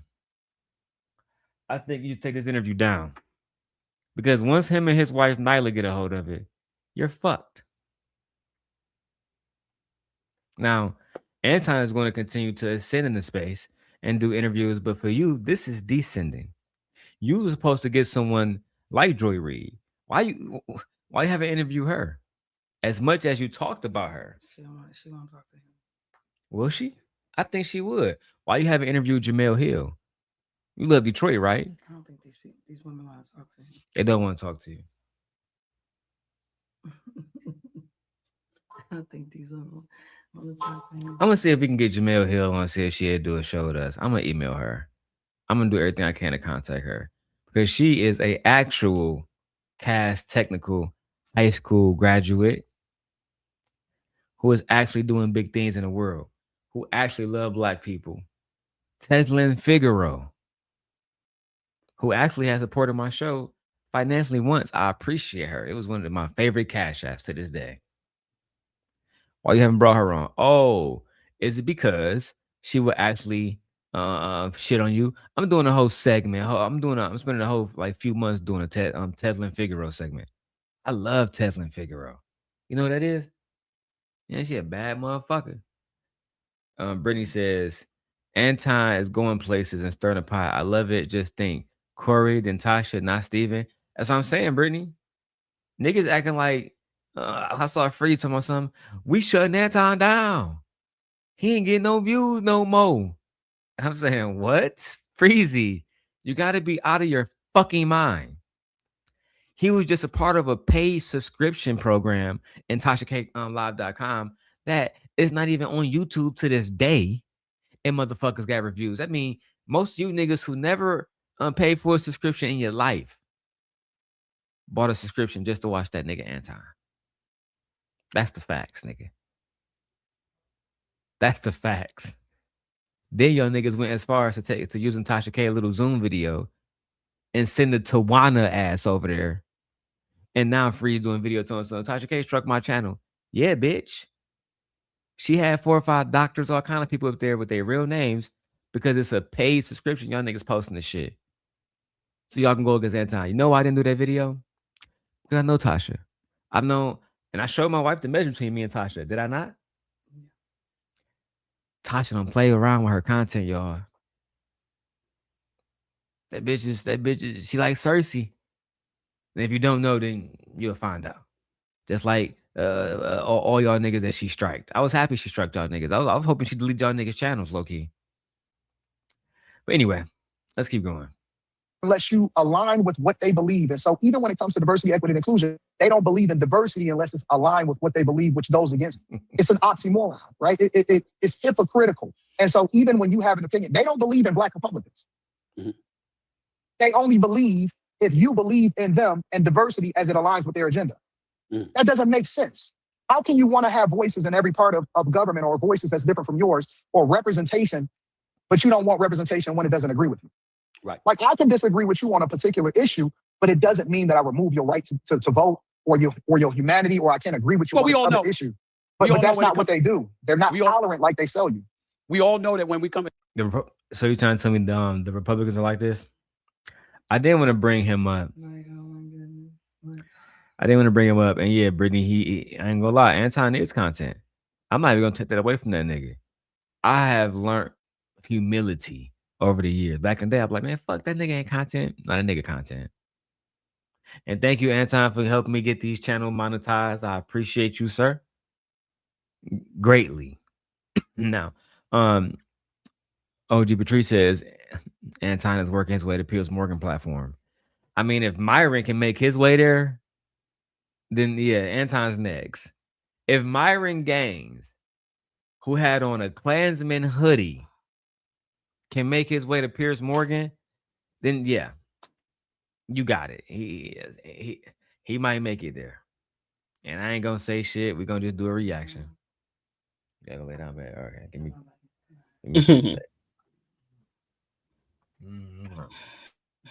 Michi gotta go, y'all. Let's go ahead and watch your league. Go ahead, Michi. Like my back's starting to hurt. Let me got a full screen, big booty Michi. Go ahead, Michi, so you can see that thing. My back's starting to hurt and stuff like that. Like I need to go lay down right now. Everybody want to see that ass when you walk away. So I'm gonna say goodnight to you guys. I mean, I'll still be in a chat. It's just that I need to go lay down right now. Prop my legs up and stuff. Prop my feet. Oh yeah? Yeah. Second line. Sure. I'm getting a little. Okay. Let me try to move this chair out the way. Here he go. Ooh. Look at it. Look. Just to get. Look at them short shorts. Ow! Look. Oh, let me go ahead and turn off this. Ow! Turn this portrait mode for y'all. Look. Don't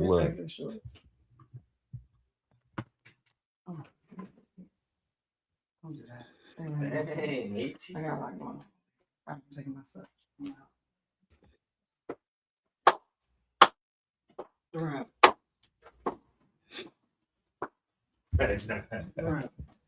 Why you eat my cookie? I did You eat ate your my cookies. I ate one of your cookies. I don't even want it now. I ain't even the same. Look at that thing. That thing, and that thing.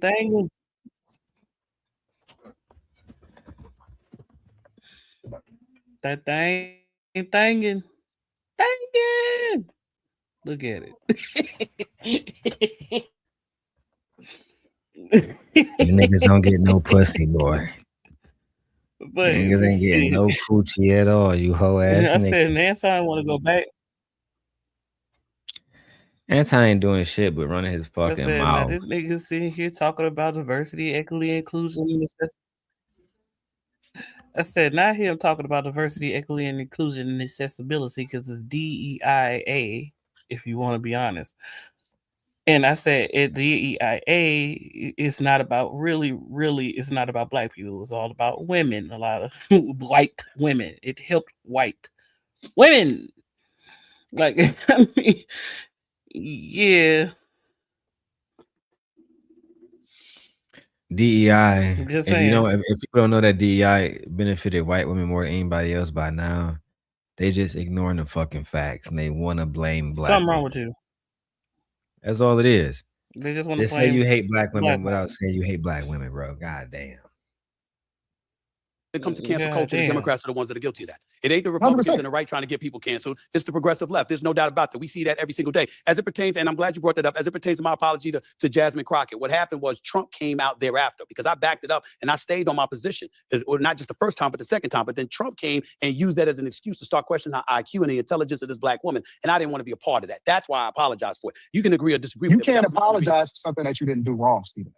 Well, again, but if I felt like I contributed to something that happened wrong to her, that was my only issue. It didn't take away from what I was saying. Yo, acting like that ain't gonna cut it. Yo, that's not gonna win the election for you. That's not gonna win the Senate seat. That's not gonna make you have more power, more influence in the House of That's not Representatives. who you and sure are. enough, That's not who you and are sure when you enough, talk about sports.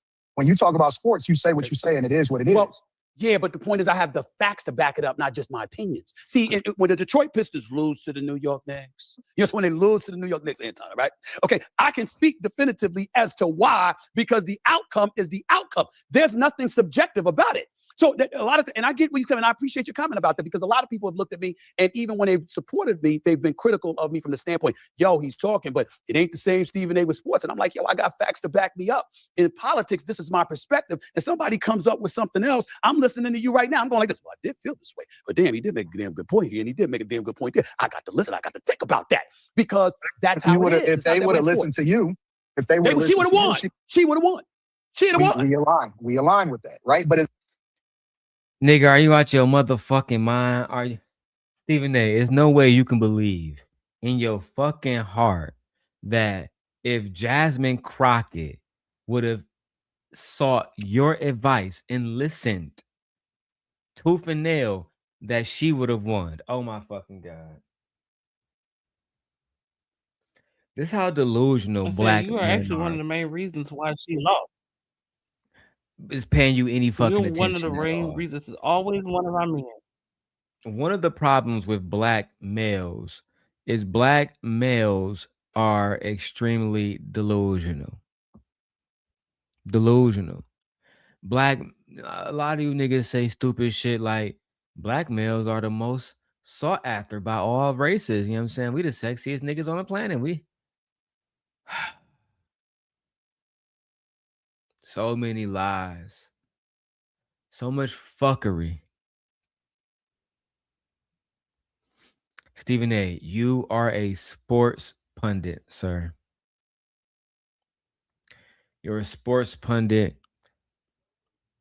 Some people love you, some people hate you. The niggas who support LeBron James, I'm not one of them niggas. I think Larry Bird better than LeBron James. That's me personally. But they don't like how you treated Bronny James. I don't give a fuck about Bronny James. Fuck Bronny James and fuck LeBron too. But at the same time, it's different when you shitting on LeBron versus you shitting on Jasmine Crockett. Cause she be out the way. She trying to do stuff for the people. And it's harder for her to do stuff for the people that she need to when she got grown ass men standing in her way, violating, saying that she talk ghetto or the rest of this whole shit, instead of focusing on what the fuck she trying to do for the community. Stephen A., if you ever watch this, and maybe you will, but maybe you won't. I think you should focus on your commonalities, you and Jasmine Crockett. Y'all both want what's best for black people, then work on that together. But focusing on controlling her vernacular. And then, as you said, that led to Donald Trump saying that she was a low IQ black woman. That's what happened, bro. You helped these white men fuck over black women. And I'm not, I wasn't happy when they was calling you a coon. And I'm still unhappy that you put yourself in a situation. But you got to hold yourself accountable, my nigga. You help perpetuate this idea that she's talking like a hoe on the street, basically. That shit not cool. What's up, Drip? That shit not cool at all, dog. Instead, we're more focused on how we feel instead of the Right. results, which leads back to your original question about having a conversation with your sisters. My goal is to get the best results. And ultimately, sometimes I can't even be the nice person to you because I have to be the best person for you. Right? Okay. I kind of look at it, especially when it comes to women, because there are women that I still protect in my family and stuff like that, right? Mhm. Sometimes I can't be, like I have a daughter, and I know that you have a couple daughters. I can't be her friend. I have to be her father. You see what I'm saying? So sometimes she damn right. doesn't know what's best for her, which I can lead her through that with a conversation. But more importantly, I need to educate her at the same time. But I still want the best results. And if people really cared about Jasmine Crockett, then they would have stood 10 toes down and told her the truth instead of just going along with the get along gang to make her feel good about it. And now she's not even a part of she got eliminated in the primary. There you go. We're talking to Anton Daniels right here on Straight Shooter. What's the hardest part about being a black conservative? It's not hard at all. It's not hard at all. It's beautiful. I think that it's like being a man. Sometimes you got to, I think the true measure of a man is doing the things you. Well, shout out to I didn't even see this to just now, man. Shout out to Vixen for her $10 cash app. I appreciate y'all, man. Vixen just bought me a cup of coffee. And actually, Vixen, that's the first cash app of the night. And I'm gonna celebrate it with all of my little money things. Ooh, cash make the coochie go woo woo.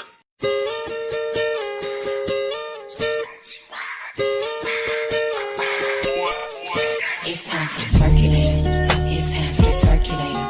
I'ma shake my money. I'ma shake my money. It's time for the circulator. It's time for the circulator. It's time for the circulator. It's time for the circulator. I don't know how to dance but can lean and make the ghetto bitch put their hands on their knees. It's time for the circulator. I don't know how to dance but can lean. I don't know how to dance but can lean. I don't know how to dance but can lean and make the ghetto bitches put their hands on their knees. Make the ghetto bitches put their hands on their knees. Make the ghetto bitches put their hands on my hands on my knees. JT, I'm fly with it. CIT, with it. Right cheek, left.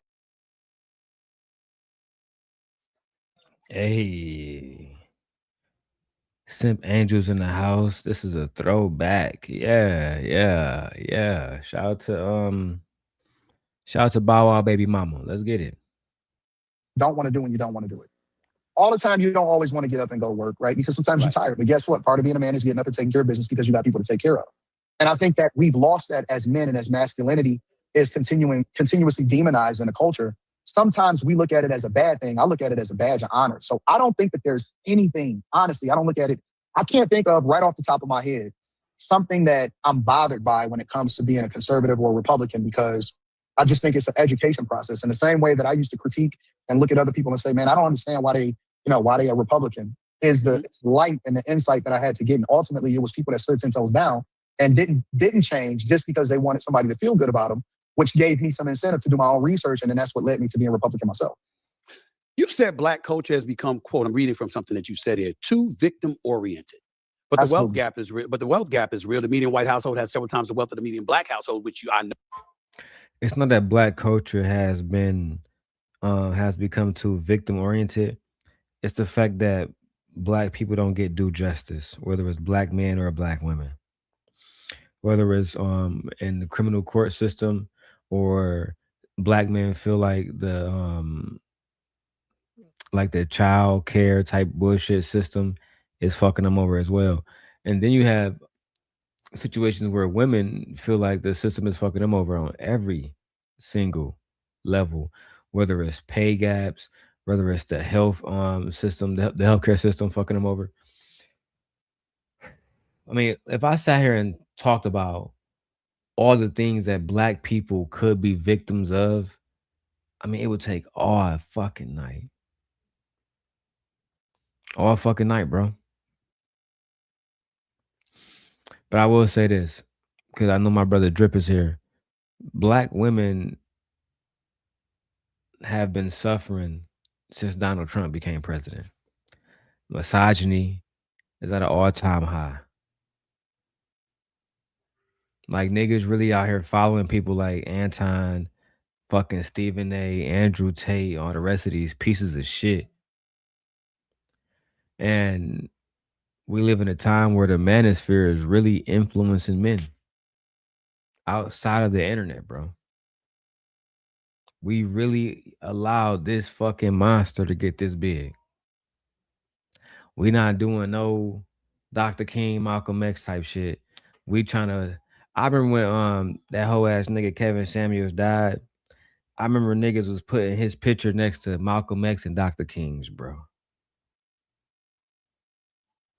That's how fucked up we are today, bro. You know. Where do you draw the line between personal responsibility and at least acknowledging structural barriers that may exist? I don't believe that there are any structural barriers in 2026. And I think to say that it is disrespectful to the people that was actually civil rights leaders that fought for our ability to do the things that we're doing today. We don't even show up to the polls. And most of the time, especially if it's a local election or it's an election that's off cycle from the national election, we're less than 20% showing up at the polls, but it's people that died for us to vote, right? We literally can determine our own future today. There's nothing holding us back. Now, if you told me this 100 years ago, 50 years ago, I might have listened to you. I might have took that and said, you know what? There are some things that's preventing us from being what we are. But honestly, most of the things, I would say 98, 99% of the things that is wrong with us is self-inflicted wounds. And life is 10% of what happens to you and 90% of how you react to it. So 99% of what black people are going through is self-inflicted wounds. Do y'all agree with that in the chat?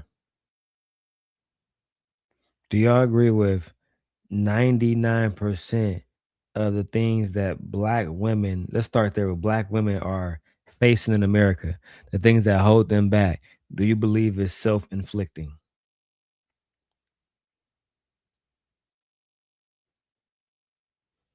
I really want to know.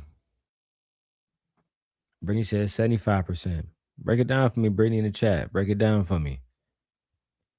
Because I believe, Brittany, for example, when we look at black women and mortality rates, I don't believe that that's because of black women or their health or how they eat or none of that shit.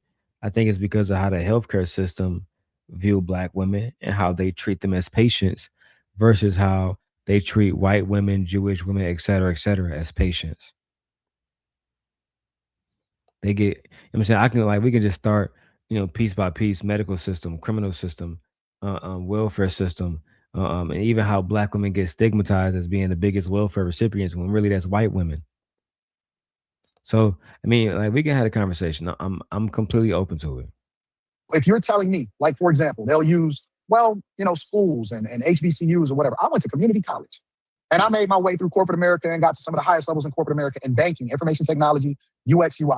I went to community college, transferred over to, before I went to community college, I got a job at the University of Michigan. The University of Michigan then helped pay for my education to go to a major university after I transferred from that community college. Why don't we embrace that? Why don't we embrace This nigga Anton worked at the help desk, and bro act like he was actually a part of the staff, bro. It's crazy. Niggas just be lying online, man.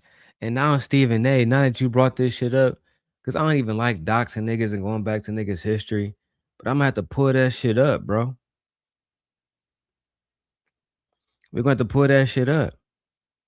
University of Michigan, Stephen A, do you know for a fact that University of Michigan paid for Anton education? You allowing this man to spew shit on your channel that you can't even fact check? The same shit Tasha K did. And then afterwards, she get a whole bunch of emails. Oh, that's not true. That's not true. That's not true. That's not true. That's not true. That's not true. Because y'all so caught up in trying to use this man visibility, both of y'all niggas, trying to use visibility to benefit both of y'all, that you didn't even go back and do research on this man. This man is a vivid fucking liar, bro. But anyway, let's go. trades? Why don't we embrace, different cultural norms that's not toxic to us.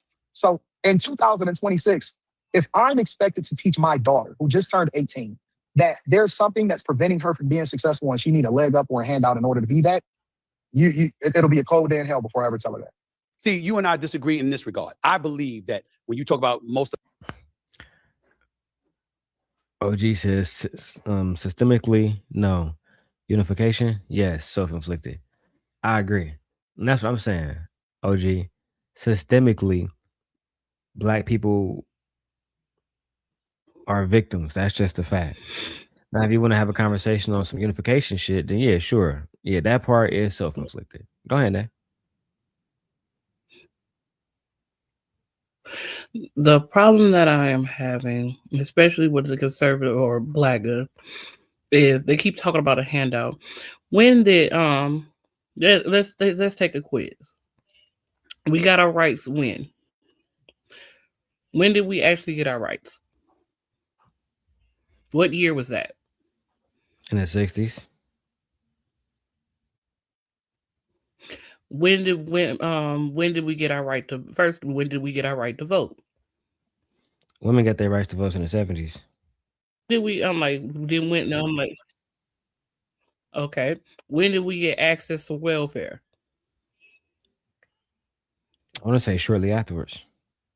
Also the 70s. So I'm like, also the 70s. We haven't had our rights as long as white people have. So Black people were paying into a system that we couldn't benefit from, just like the immigrant does. They pay into a system that they don't benefit from. We did not have access to welfare. We did not get handouts. When they always talking about we should pick ourselves up from the bootstraps, Black people are the boots, the straps, and the leather that makes them. We've always picked ourselves out of bootstraps. We've always had to struggle. We just now have gained access to the very systems that were given to white people. It's only been, 50, 60 years? We've just now benefited from the system that we paid into. So stop talking about pick yourself up by the bootstraps. We don't need a handout. White people were literally given a freaking town to live in that was built by Black men that couldn't even live in the town that they built. So That's Black true. people as a whole always have picked ourselves up by the bootstraps. We the boots, we the leather, we the fucking straps. Hell, we the steel toe if we gotta be. We've always done things on our own. We've literally taught you, white people. So I need shut up, Blagger. Yeah, for Please. me, these niggas Y'all are a detriment. It's already bad enough that when we do see progression and we gain progression and we get the things that we need, that you are pretty much in proximity to us to benefit for those progressions that other people fought for and you voted against. Yeah, for me, watching this interview. For me, watching this interview is underwhelming because these niggas are not providing any facts. They're just agreeing with each other and basically just putting on a show just to get paid. That's why I think about this. Of our issues are self-inflicted. I'm just not going as high as the 98% that you threw out there. I think it's more like 70-30 personally. That's what I do. I think it's more like 70-30 in your favor. But I think it's more like 70-30. And here's why. Because I can use the word structural barriers, but then I can turn around when you debunk that and say, okay, no proverbial glass ceiling. I certainly believe that exists. There's definitely a proverbial glass ceiling. Because when you walk into, well, again, you walk in, like, for example, let me use me for example, because you'll appreciate this. So everybody talks about me and they talk about my contract and, I signed this contract with ESPN. All Beautiful. And congratulations on that. I appreciate that. I saw your comments. Thank you for that. But let me say this to you. Bro, it was after I worked in the business for 20 plus years. And if it was after I watched a multitude of people get their paper. So I have this saying, and I'll give you the floor to answer this. I've had this saying. When the white folks catch a cold, Black folks catch pneumonia. It's always worse for us. And the system is designed in such a way where it doesn't mean that you won't get yours. It doesn't mean that you can't get yours as a Black person. But usually, there's a figurative line, and it's gonna be somebody white ahead of you that's gonna get it. That's what Who's I mean. ahead of you right Proverbial now? glass Who's ceiling. ahead of you, Stephen A? Nobody. You ain't even. That's after, but that's after 20 plus years though. But that means you worked your ass off. Yes, And he the only nigga in his situation. Shannon Sharp not in that situation. I can't think of another black reporter that's in the same situation. But it's the mere fact that we have to work twice as hard in order to gain the contracts that we know we deserve. We have to get more. In order for us to be socially accepted, we have to have more degrees, talk like you, dress like you, act like you in order to be accepted. Why I can't just be black and be accepted? Why, like I said, why did your very president make a statement of you FBAs don't deserve reparations? After we sat here in blood, sweat, and toiled in this country. We built this country. The very White House that white turd sits in was designed by a black man. And it's only a half black man that occupied it. We were servants in the building that we actually built. So I'm not understanding why we always have to work twice as hard and y'all are giving everything. And then every time we build a society and ostracize ourselves or remove ourselves from the very system that oppresses us, you come and destroy it because you don't want to see the secession of black people.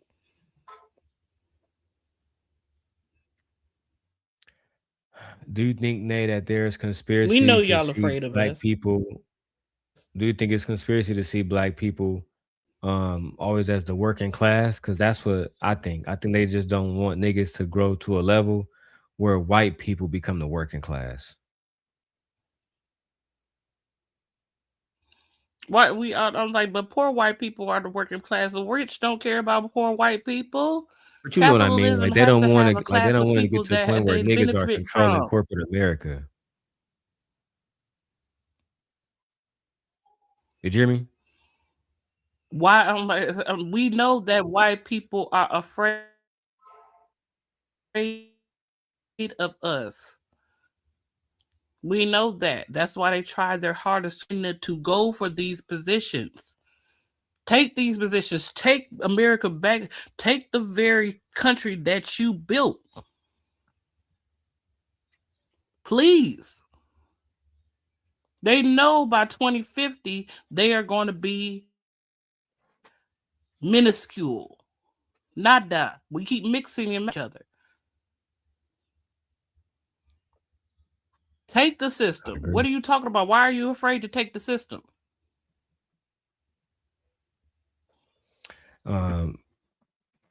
Brittany says, good point, Nay. LOL. It's embarrassing to see a people have a whole country, then suffer after you feel you're slaves, but then tell the slaves to work harder, child.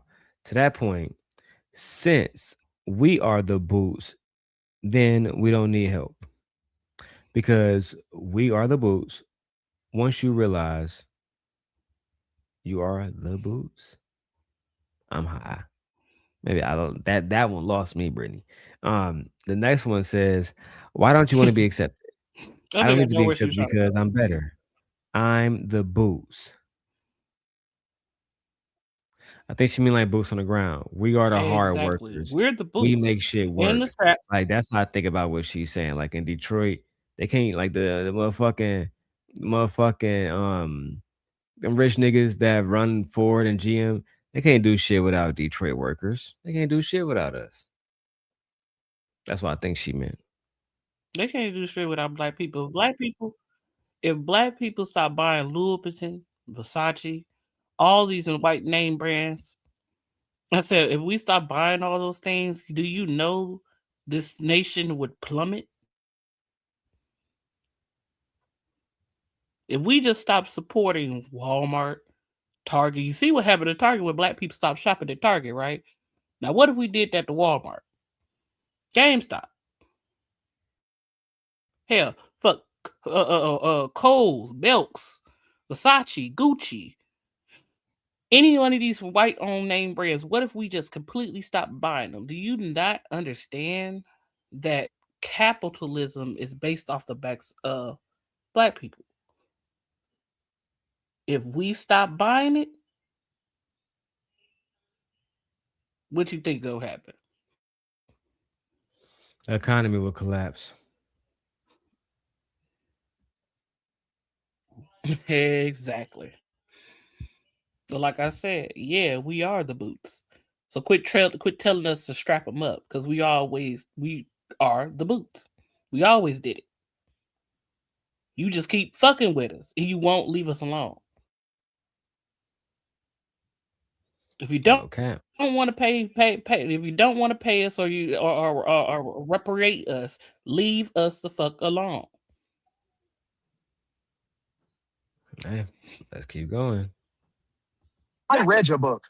I know everything that you went through. I know where you got started. I know what happened at Winston-Salem. I know how you got injured. I know where your inspiration came from, right? I know that you was over in Philadelphia really working your ass off in order to get to the spaces that you in. I know that you took accountability for your contract not going the way that it was supposed to go in 2009, right? Yep. I know that you talked to the head of ESPN and he told you that your time wasn't up yet, but you worked your ass off, right? You wrote articles. You did everything that you needed to do. I know that you leveled up and nothing that you did could be taken away from you because you earned everything that you have. You didn't run in the Victim Olympics, and I think that you're handicapping other people because you deserve that $100 million contract.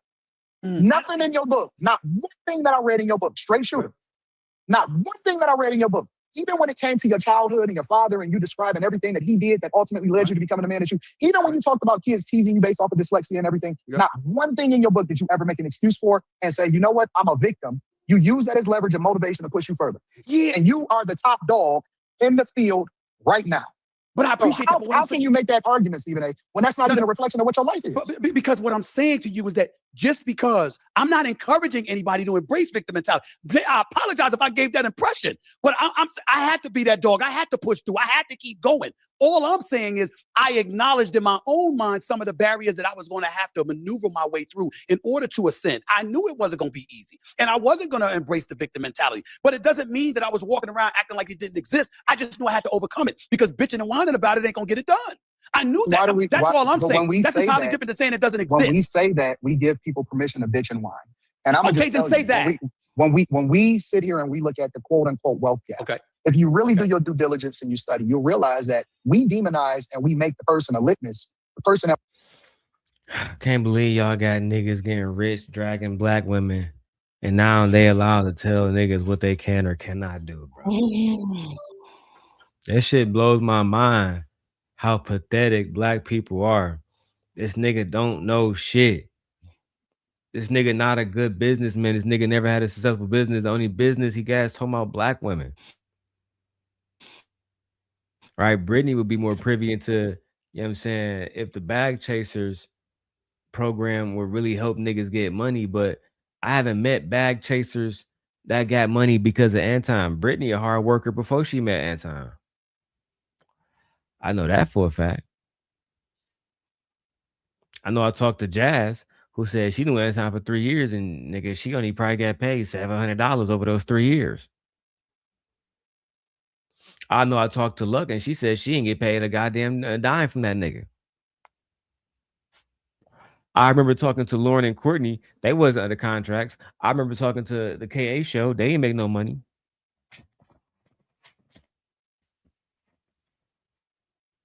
So listen, if you are online talking about black women and you want to, monetize that, talk to Anton Daniels.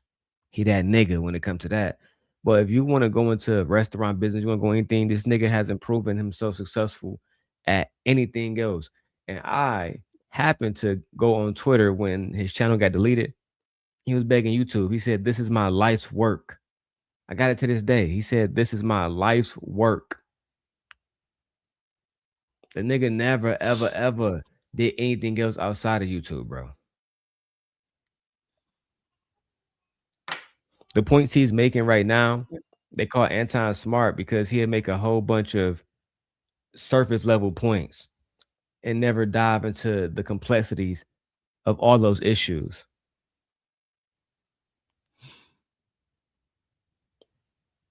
That's just the fact. Okay, so it's okay for white men to play victim, but it's not okay for Black people who have been victims of chattel slavery and systematic racism, systemic and systematic racism. We can't play victims, but white men can literally sue within the EEO. They can literally sue for reparations. They're literally trying to get reparations to white men due to racism. So we can't sue the EEO, but white men can. They're literally telling white men to sue. So I'm mad confused.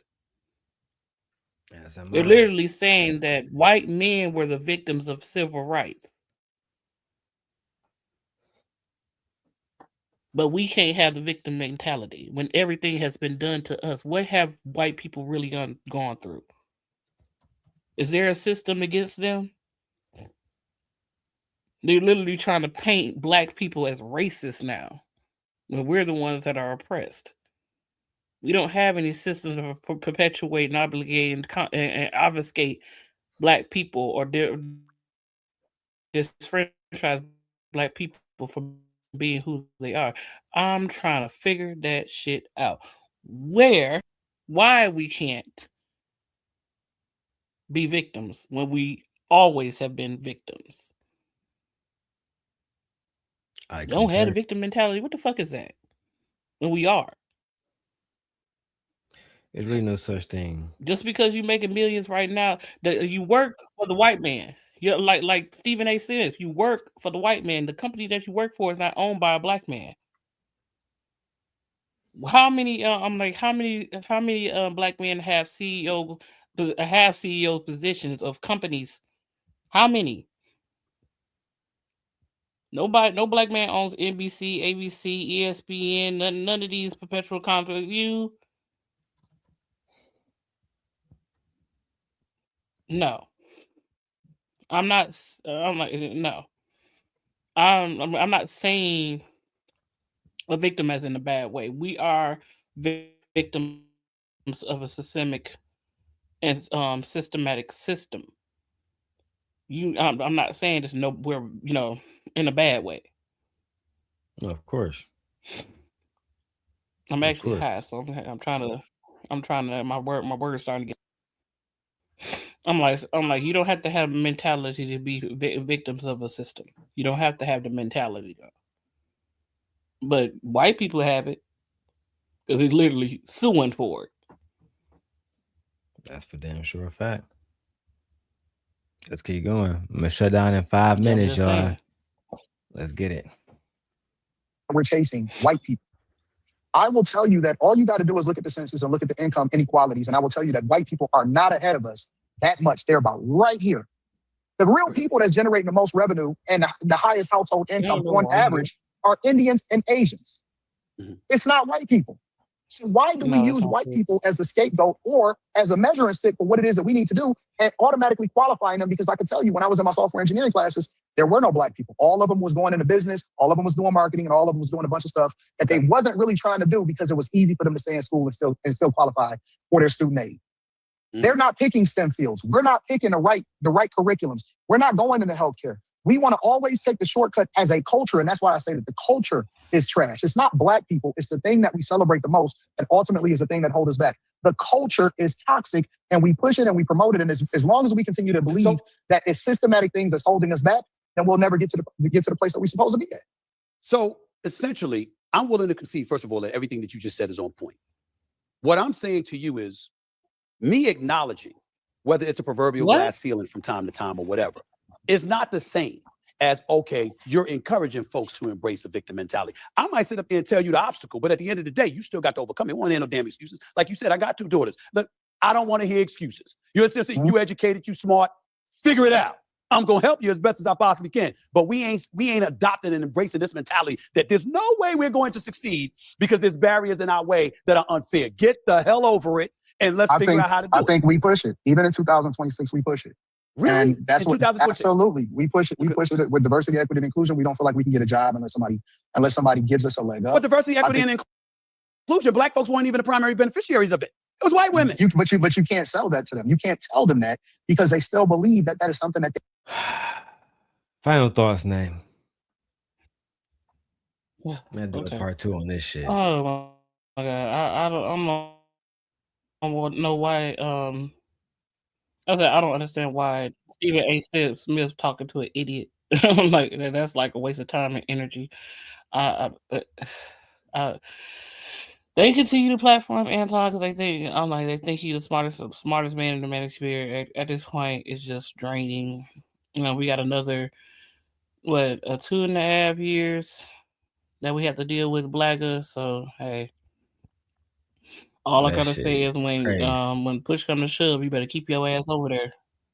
You better keep your ass over there. Do not, and I mean, P.S. Public service announcement: do not bring your ass back over here to us nigga folk, because we don't like you. You voted against us. You voted against progression. Nobody got time for you. Brittany said she was waiting for the other video. My bad, Brittany. I'm gonna go into the live streams tonight, but I'm actually about to go and going to Chicago. You know what I'm saying, and then come back home. So I'll holler at y'all on the next one. But yeah, I'm definitely gonna do the Anton brother one. It's definitely gonna be lit. Brittany says Anton is all the manosphere talking points coming to life, and it's funny to hear men mad at the manifestation, bro. I gotta give him his credit, Brittany. I really give that nigga his credit, bro. That nigga really been hustling. And, you know, if niggas don't like it, that's one thing, but that nigga been hustling. Do I think he is the spokesperson for this? No. But like I said, it don't really matter what I think. It really matters. Hey, if you come to Chicago tonight, let me know. I'll be out tonight. Should just tap in. But yeah, bro, it's just like I don't think that Stephen A should have had a conversation with him. I think it should have been more of a conversation with somebody like Jasmine Crockett.